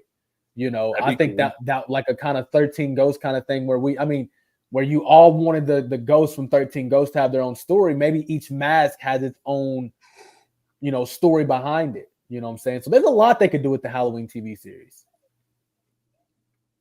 Okay, so I think we're gonna wrap up about midnight. So we got about a little bit because I have only eaten a couple fish sandwiches today, so I have to wait till midnight's over. So then I'm gonna smash pizza right after we get done. No, you're good. I do want to ask a question. Okay, because I had one too. No, Donnie, you can go, man. Yeah, you can go. Oh, Helverton said he had one. Yeah, Helverton, you can go. No. Wait a damn minute. No.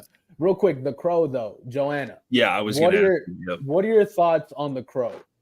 Okay. It's the biggest thing in horror right now. People are beating each other up over this. I'm gonna take my headphones off because I didn't get to see it when I was at the hospital that day. You didn't get to see the trailer yet? I did. See it when I was at. You told me, but I didn't get to see it when I was at the hospital. Okay, you're good. Well, maybe we'll just watch it, and I need to know your thoughts because I know you're going to be. We can just talk about it on the next one.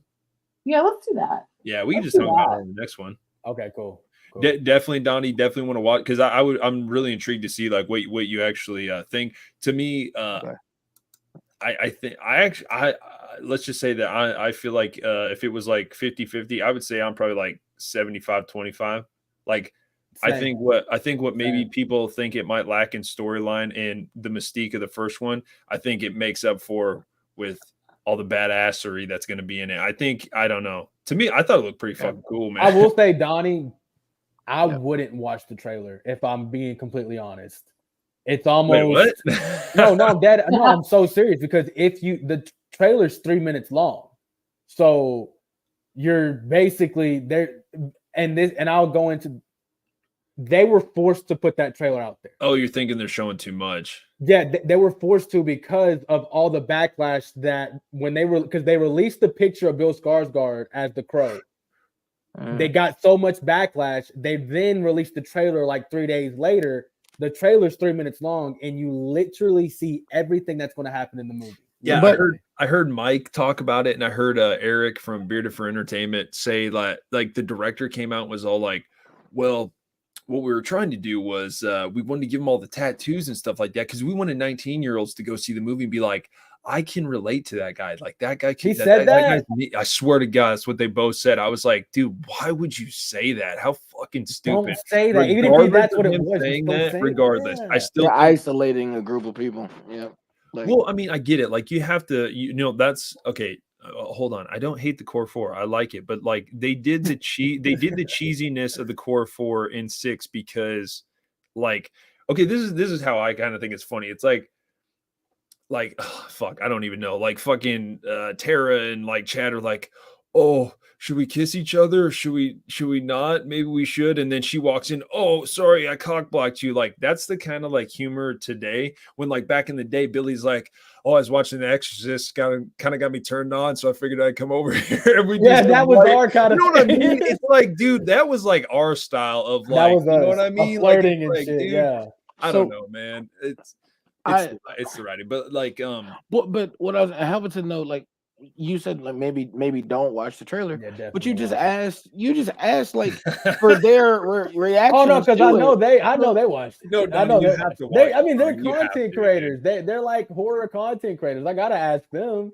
But I mean, if you want to come in as a fan, I say don't watch the trailer. But look, I'm trying to get sound bites from each one of these people so I can make Instagram reels to get views to my page. So I gotta ask them like what they think about it. All time, like I'm saying, don't be like, oh yeah, let me get your opinion. Wait, Donnie, don't watch it. Like what the? I'm serious. You gotta watch it, dude. Because I'm interested to see if you like the. I think the action looks good, man. I think the action looks very much of its time, which I feel like I don't know. Anybody that watches it, they're like, oh, I know exactly what movie that reminds me of, but I like the movie that it reminds me of a lot. So like, yeah. No, I was gonna say the two things I wanted to ask was about this. We were talking about the Scream thing earlier, and I just never got to bring it back up. But we were I think we had talked about this before with the whole like Scream, like if it's going back to the original setting, Woodsboro, all that stuff. We talked or what you guys were saying, if it goes more meta like how Scream 3 was and all that. If we go to a new place, can we actually see some remnants of that new place?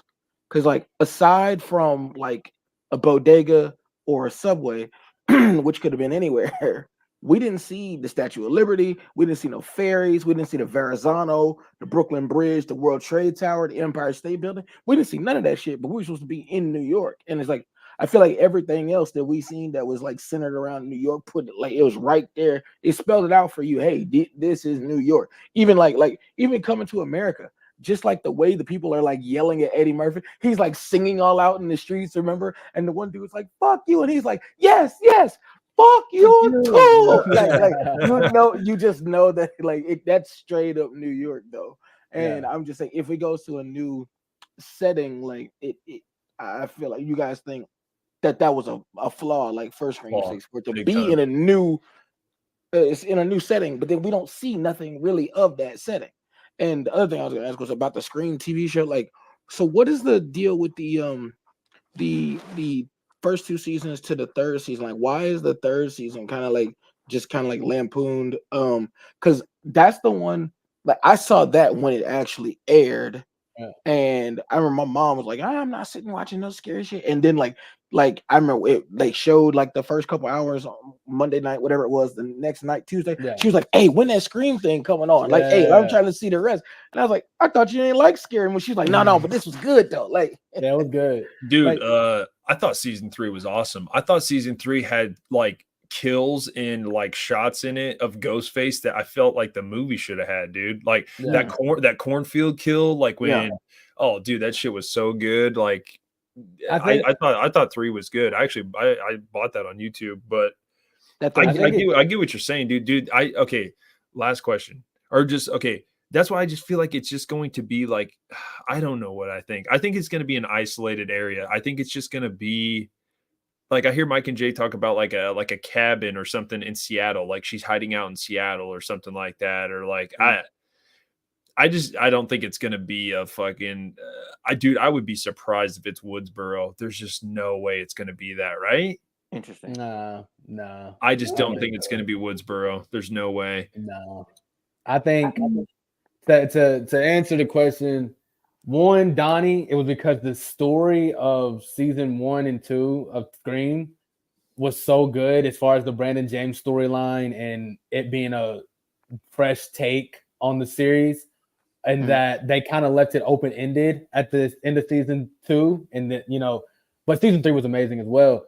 And to answer your other question, that's just the day and age we live in. You know, when Jason Takes Manhattan was being filmed, you know, there wasn't cell phones, there wasn't leakage. So if, you know, Scream is filming in New York where everyone has a phone, certain parts of the script is going to get, you know, leaked, and certain scenes are going to get leaked, which if you know, that's why they moved to Canada to film certain parts.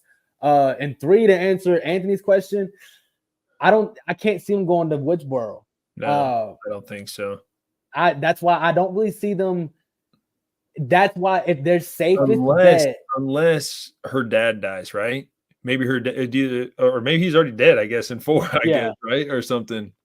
But that isolated cabin thing, that sounds promising. You know, would it do well with Ghostface? I don't know, because then you're putting him into Jason's territory, and I think it's cool, man. But if there's like, okay, so say they kill one of them, they're like, it's over, and then they're like, knock, knock, or like at the door or something. Then they realize it's like multiple, or maybe you don't even think that they even kill one. Maybe they're getting multiple knocks from different areas or something. Maybe I'm just too much on a stranger guy or something. Like, dude, I'm saying it could work, man. Honestly, my man wants to see the Strangers trilogy right now. Dude, how scary would that be though? A ghost face person running around like in a cabin area, like in an isolated. Dude, I think that'd be fucking cool as shit, man. I think, like, but real quick, Hamilton, before we go, the thing, I understand what you're saying. Like, you're talking about like just how everybody literally could just capture something and spoil it for the rest of the world or whatever. Yeah. That's one thing. I'm not saying that there needed to be a like a chase, them trying to get away from Ghostface on a fucking ferry or something like that. But I'm saying even still, there was no establishing shots of at all the New York, like the World Trade Tower, the Empire State, or just the statue, the skyline, the Statue of Liberty, the Hudson River, Ellis Island. There was no even like just establishing shot of even that. It's what that I meant it more like in that. Yeah, sense, like they sold us on it. They sold us on that we didn't get anything besides the bodega. Yeah, I get what you're saying. Yeah, I didn't mean like, oh, they needed to run out and like jump into a taxi or something. Like, and I think that's just me making excuses for the producers. But at the end of the day, you're 1,000% right. If you tell us it's going to be in New York, give us shots of Ghostface in New York like you did with Jason Takes Manhattan. You know what I'm saying? Like, have him fucking throw somebody off the top of the fucking Statue of Liberty. We didn't get any of that. We got him. We didn't get any. So you're 1,000% right, Donnie. Now, Coven, I need to know what you think on this whole where is Ghostface going to be situation. No, I like that.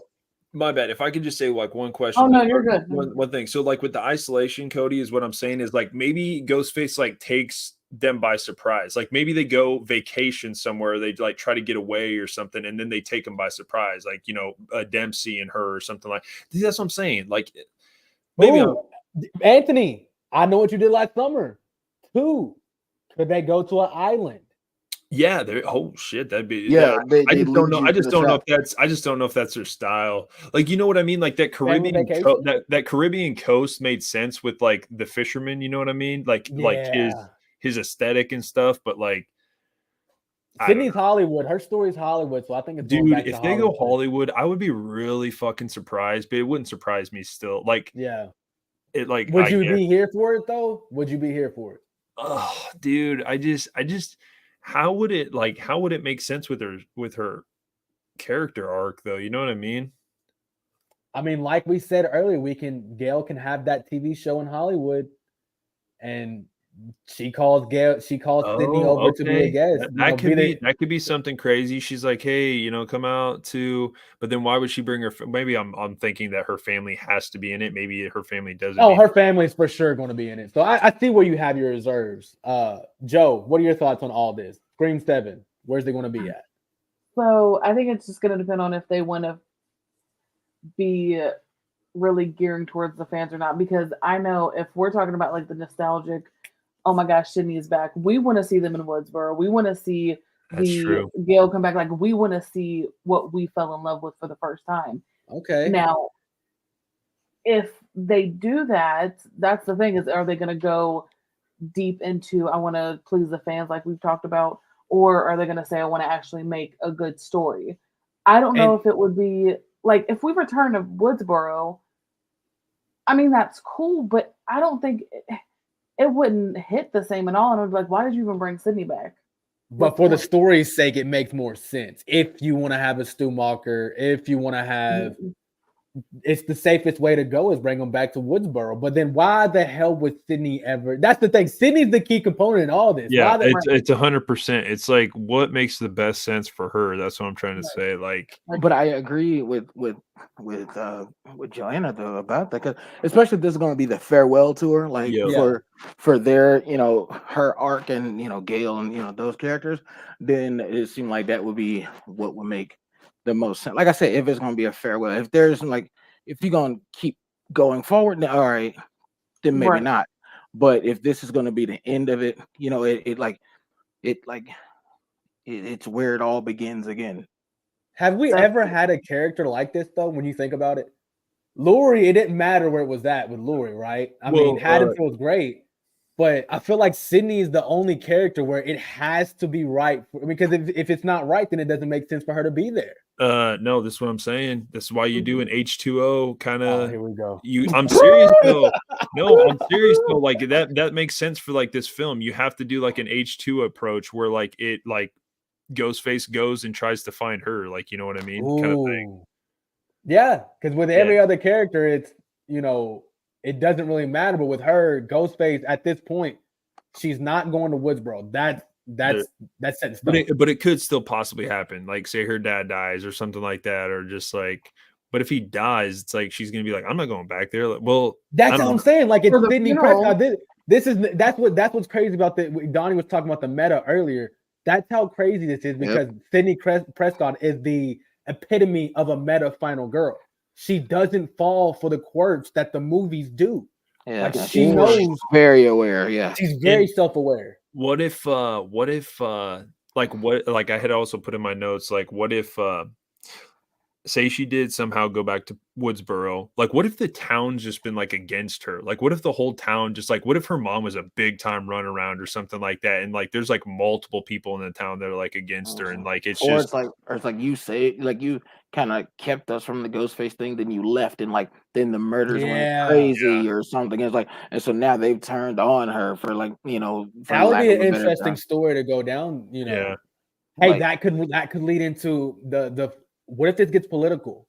What if Dempsey runs for mayor, governor, whatever of Woodsboro, and he wants to make right what happened in Woodsboro, and so she's so now she kind of is forced to come back to Woodsboro as the first lady, and then that's where you have Patrick Dempsey meet his demise, and that's how she comes back to Woodsboro. I mean, there's a lot. That's interesting. Yeah, that's interesting because it would force her to have to be back in the spotlight, in that. And you see Patrick Dempsey's last role with Thanksgiving, he was a sheriff, so we know he can play that lead character like that. I'm coming to fix that authoritative figure. Yeah, so man, that's what I'm saying. Scream 7, this is it. It has potential to be the greatest thing since Scream 1996.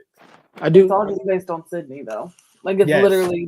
That's why based around her. It has to be. That's what makes this so great. Is it's all based around her, and the story has to fit her. That's what I've always wanted. I want her to have her finale. That's why I was never against the core 4. Let her have her finale like she was supposed to, like Nancy did in New Nightmare, like Jamie Lee Curtis did in H2O. Let her have her own send off. Yeah. Like, don't try to combine it and be like, oh yeah, this is her. Like, she just walks off into the sunset with other characters. Like, this was built on the back of Sydney. It does not need to be where she just is like some part of like some package deal, and it's like, everybody's just walking like off Scream 5 together. He came in Scream 5 and was like, I'm doing this for Wes, and she did it for Wes. And then Scream 6 is the pay dispute or whatnot, but Scream 7 is. That's why I think Kevin Williamson plays a big part in this. It's not just the pay. She got the pay and Kevin Williamson to direct. Yeah. You know what I'm saying? Like, she knows.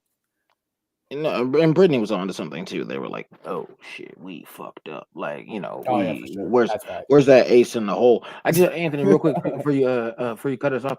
What's up with the her dad dying thing? Like, I know you said that like quite a few times, and I was like, why are you stuck on her dad dying like as part of the Because story? Cody was talking about earlier that he had died in 4, yeah. Yeah, You I know saw, what? I they saw, I mentioned saw it. it.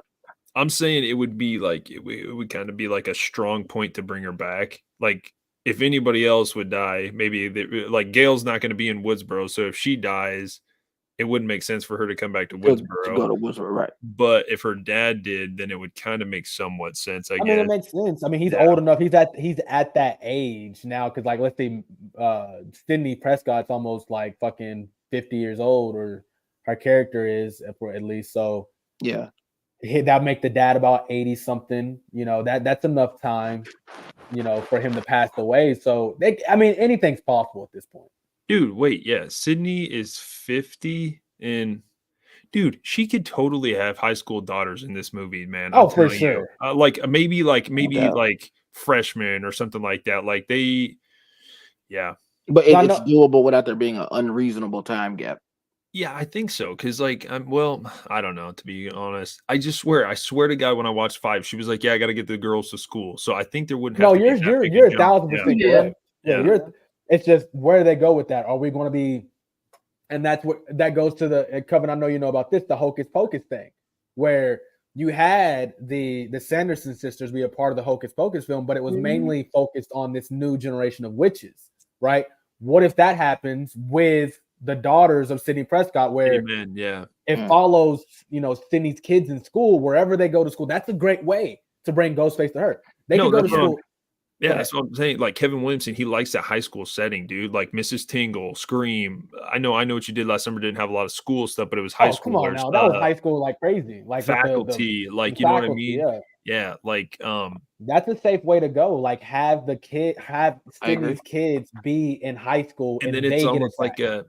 it's almost like a 2018 approach where she's like, look, like these are the things that you need to carry mace. Like you need to know how to, you know what I mean? Like Yeah, I don't know. that's safe. And it's not only safe, it makes sense.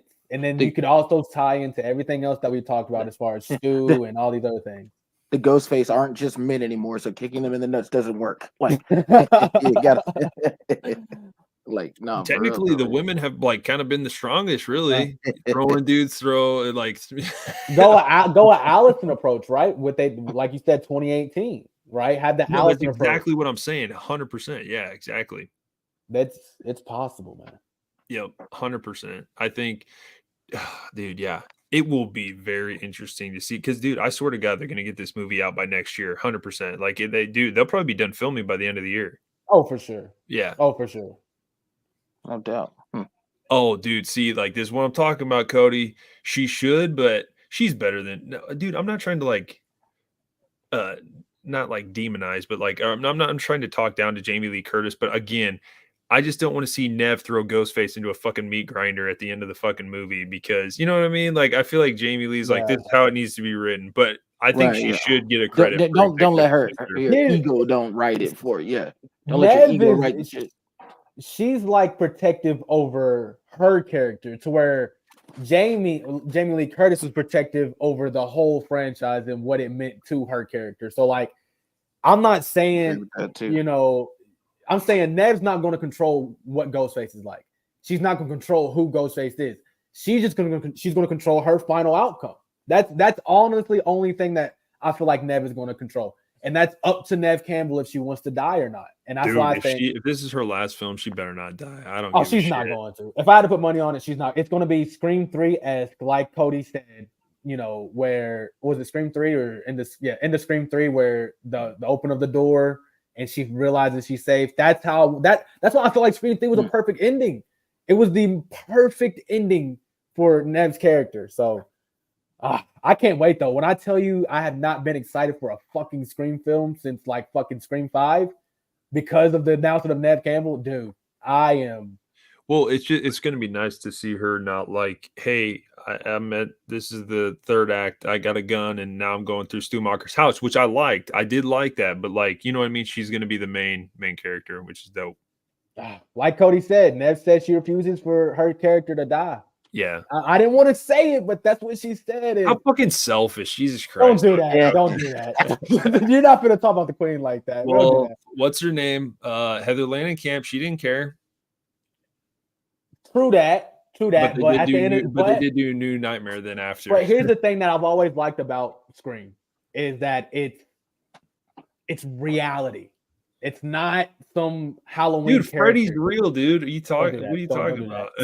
So we all know, you know, Sydney is the girl who gets stalked by the guy in high school. You know, she understands that she represents that, or she gets beat up by the girl, whatever. She understands what she represents.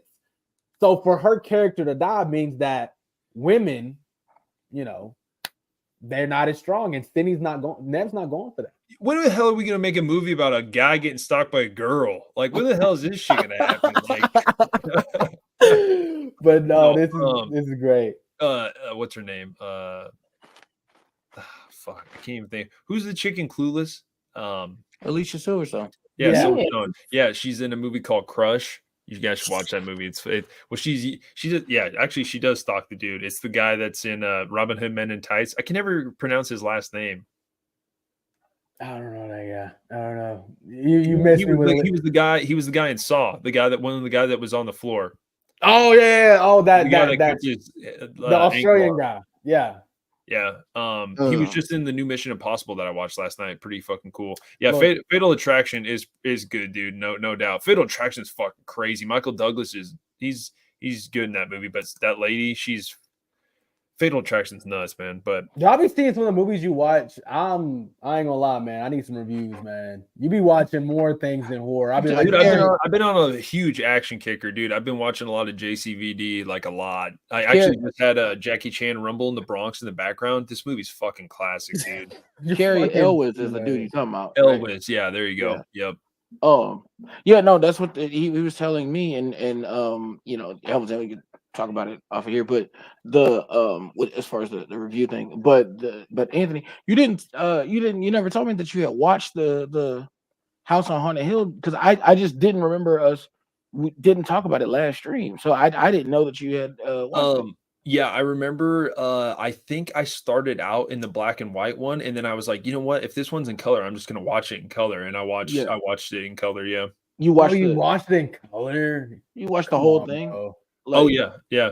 Because I meant like you just continued from where you had stopped on the black and white one, or you started. I literally only had the beginning where the guy was like talking about like the haunted house or whatever, and then I was all like, "Oh wait, there's a one in color," so I chose the one in color instead. You know what's the guy's name? Oh, I'm drawing a blank. He was the guy, the goofy guy in Undercover Brother. What's his name? He's the guy that he's fighting Undercover Brother at the end on the helipad. Oh yeah, the guy from Night of the Roxbury, right? Yeah, Night of the Roxbury. Yeah, and he was on SNL. Chris Kattan. That guy. You in the 1999 like remake? House on Haunted Hill, yeah. He does an awesome job. Yeah. So he's playing Watson Pritchett. So the guy talking at the beginning of the 1959, that's that same character. Like, definitely. And Hamilton, have you seen it? Absolutely not. I'm just saying. Dude, I need to watch some other. I've seen the remake. I haven't seen the original. No. Oh, dude, the remake is good, man. I like. Have you seen it, Joanna? The House on Haunted Hill? Either one of them? No. Yes, I have. You've seen the 90s, right? The 1999. Because we watched it for a watch party. I feel like. Yeah, we watched it like last year. Yeah. It didn't. Anthony, did you feel like because I had a whole list of quiz questions. I'm not gonna do you dirty like that in public. But did you feel like it was like at what point did you start to feel like the trap was for Norma? Like they were trying to get her to like suspect, that Vincent Price was I'm not trying to ruin it for them. Like, Vincent Price was the the guy behind all this, because they find his wife dead, just like you guys saw in the and they're trying to like pin it on like Vincent Price, but they don't know that. But they've scared Norma so much to the point where they were like, oh, well, she's hysterical and all this and that they thought that she was that she would be the one to kill him, thinking that he was the one that killed his wife and everything. And I'm saying, at any point when you were watching, did you feel like, oh, they're trying to like set her up to be the one? Oh, 100%, dude. Like that's the first like red herring probably of the film, to be honest. I thought the guy actually in the remake did a really good job of like almost kind of being like Vincent Price, like, you know what I mean? Like he was, I can't think of the guy's name, but I thought he did a really good job of capturing kind of what Vincent Price did in that original film. Jeffrey Rush, yeah. And I think that the character's name is Stephen Price because of makes sense, yeah. But no, I just the thing that got me though is one of the biggest jump scares to me. You know what I'm talking about? When she's still downstairs with Lance, he was the pilot guy, and remember they go into the room and he's like knocking on the wall and he's like, that sounds different. He like, it's hollow, And remember, he was like, I'm going to go into the next room and knock on the wall. And when you hear it, remember, he was telling her that. Yep. And he leaves like with the candle and she's standing there and she turns around and then she just sees like what they said is like the maid, but like she had the black hair with the white stripe and she was just like this and just glided across the floor, like all creepily. You know what I'm talking about? Yeah. Like, in black and white, that shit was so much scarier than it was like in color. I think I remember I watched it. I think I remember you telling me that. I swear, like I think you were like, yeah, you should have watched it in black and white, and I probably should have, yeah. No, that part is just super, like, it just, because it catches you off guard because she's standing there about like listening like to knock on the wall, and then she turns and then you just see like and it's like the camera's right here on the face and she's like snarling and her eyes are like all white, no pupils, no iris, nothing, just all white.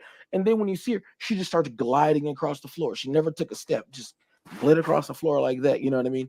And you only see that character one at a time, you know what I mean? So you would first time seeing, you'd be like, what the fuck? Like like you gotta see that part, bro. I need to watch more Vincent Price, like the original Fly. I need to watch that shit. Like, they say it's one of the. I put a poll out the other day on the greatest remakes of all time, and like they said that the Fly was one of the greatest. Hills Have Eyes, but hands down, the one that they picked was John Carpenter's The Thing. They thought that was. I was gonna say, what are we smoking here? Because no, the Fly remake is like it's top 5. Hills Have Eyes is actually a really fucking good one too, man. That original one, it was I fucking dug that movie.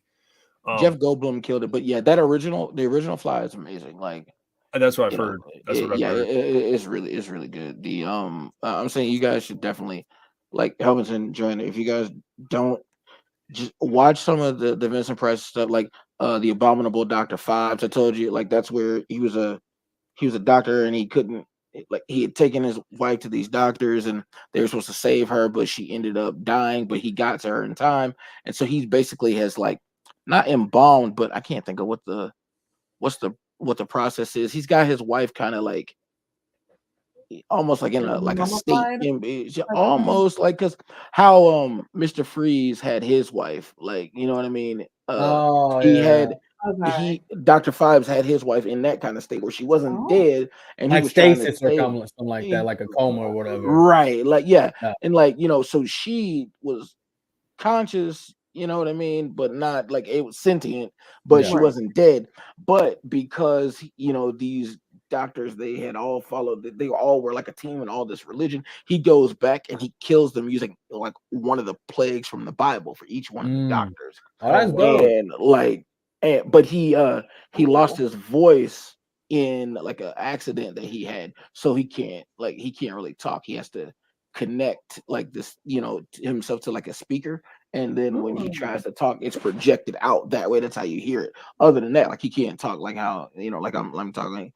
There's the Abominable Dr. Phibes 1 and 2, The Pit and the Pendulum, The Raven. Cody brought up another one. I didn't House of Wax, dude. Yep, House of Wax. Yep. So would you go on a limb to say Vincent Price is the greatest horror actor of all time?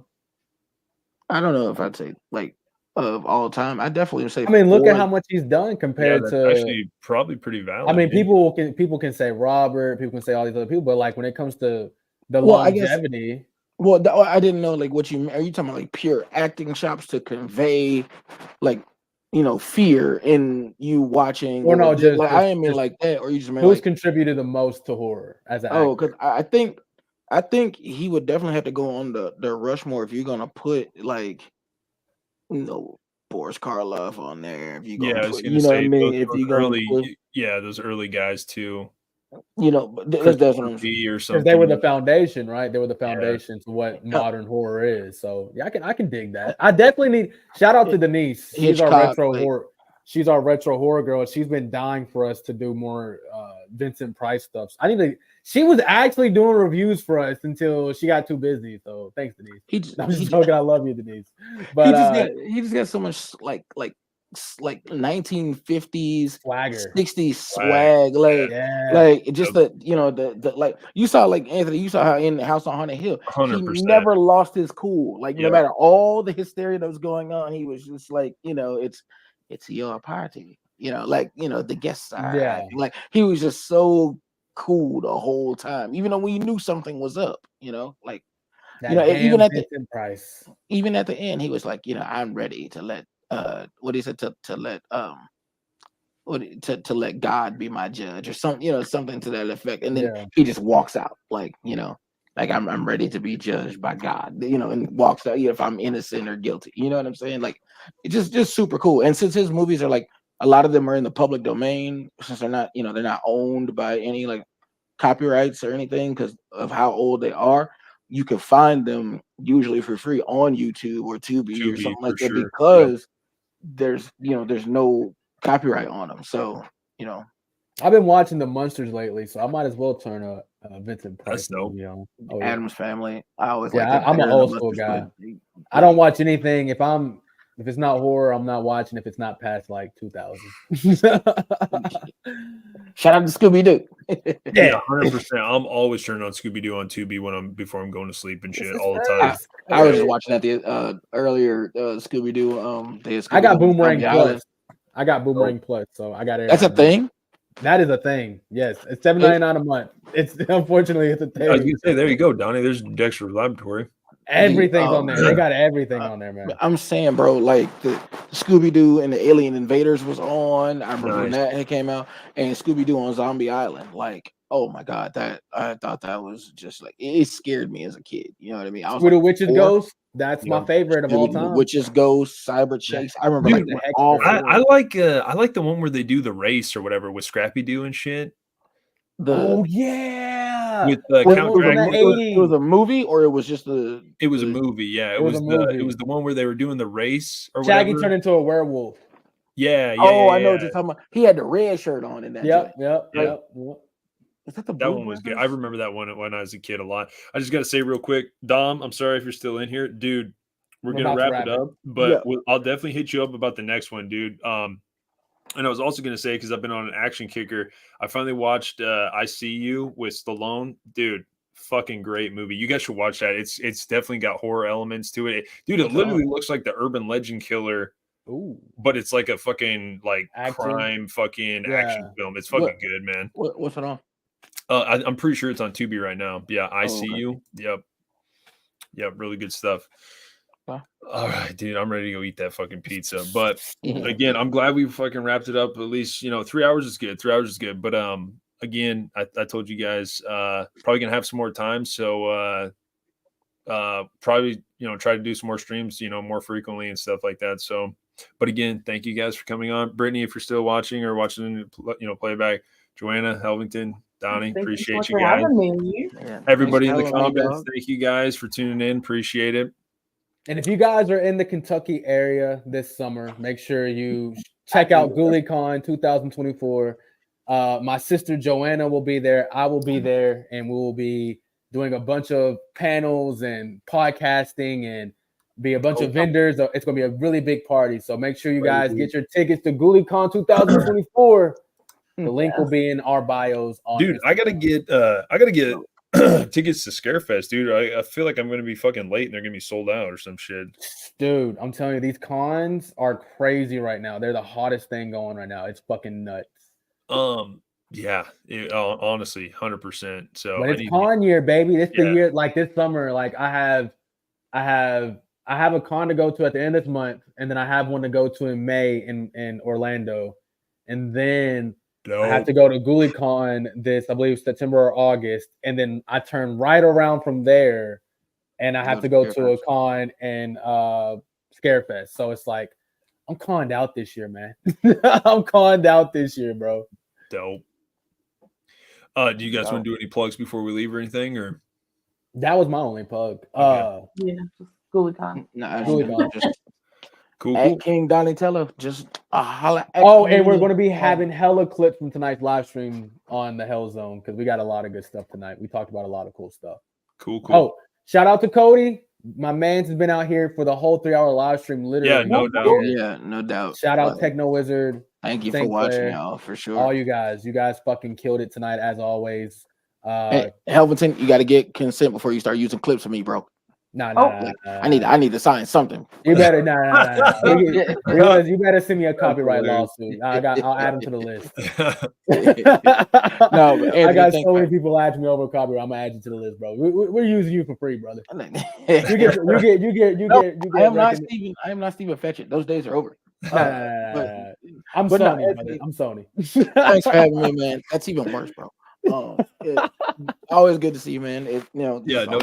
Fun, so, maybe we'll talk maybe early next week or something like that. My man Anthony out here pushing these streams, brother. He's bro, I mean, I have some time, but I had some other people hit me up about some streams. So like, I'll let you guys know. I mean, for sure. I mean, there's a lot of stuff to talk about, so why not? You know what I mean? Oh yeah, I'm talking about movie reviews. We do all this, man. Let's talk it. Sure. You know I'm the bad boy of horror techno. You know I do this. This. I'm the bad boy, baby. I'm the bad. Say hi to the bad guy, Razor Ramon, right here. All right. It was just the anniversary. I think it was like yesterday or the day before. Man, that hit me hard, man. That hit me hard, man. Jesus Christ, man. Yeah. He was doing so good before he died, man. Right? Yeah, he really was. Yeah. Wow, they just had a bio about him on A&E. You know, they had like some 6 hours of footage of some interview he did like right before he died that nobody had ever seen. I gotta watch that. About it was him in his own words, his whole career, how he came up with the razor idea all the way to the toothpick. But I'm saying all the way to the alcohol, like the alcohol, the drugs, getting fired from WWE, all the way to DDP saving his life and everything. It was he's my inspiration, man. Like if I could mold myself after any character, I couldn't. Jeff Hardy's the enigma. Of course, you can't replicate that. But Razor Ramon, man, that bad guy persona, he was in my opinion, one of the greatest bad guys to ever be a bad guy. Probably, yeah. No doubt. Yeah. I mean, and when he gave that speech at the Hall of Fame, you know what I mean? Like he said, hard work pays off and dreams come true. He said, bad times don't last, but the bad guys do. Why do you think I'm still here? And he threw the toothpick. Where my toothpick at? I'm gonna throw it at the camera. But no, I love you guys. Thank you so much, Anthony. We'll be back. Yep, no doubt. So we'll see you guys on the next one. Thanks again, and we'll see you then.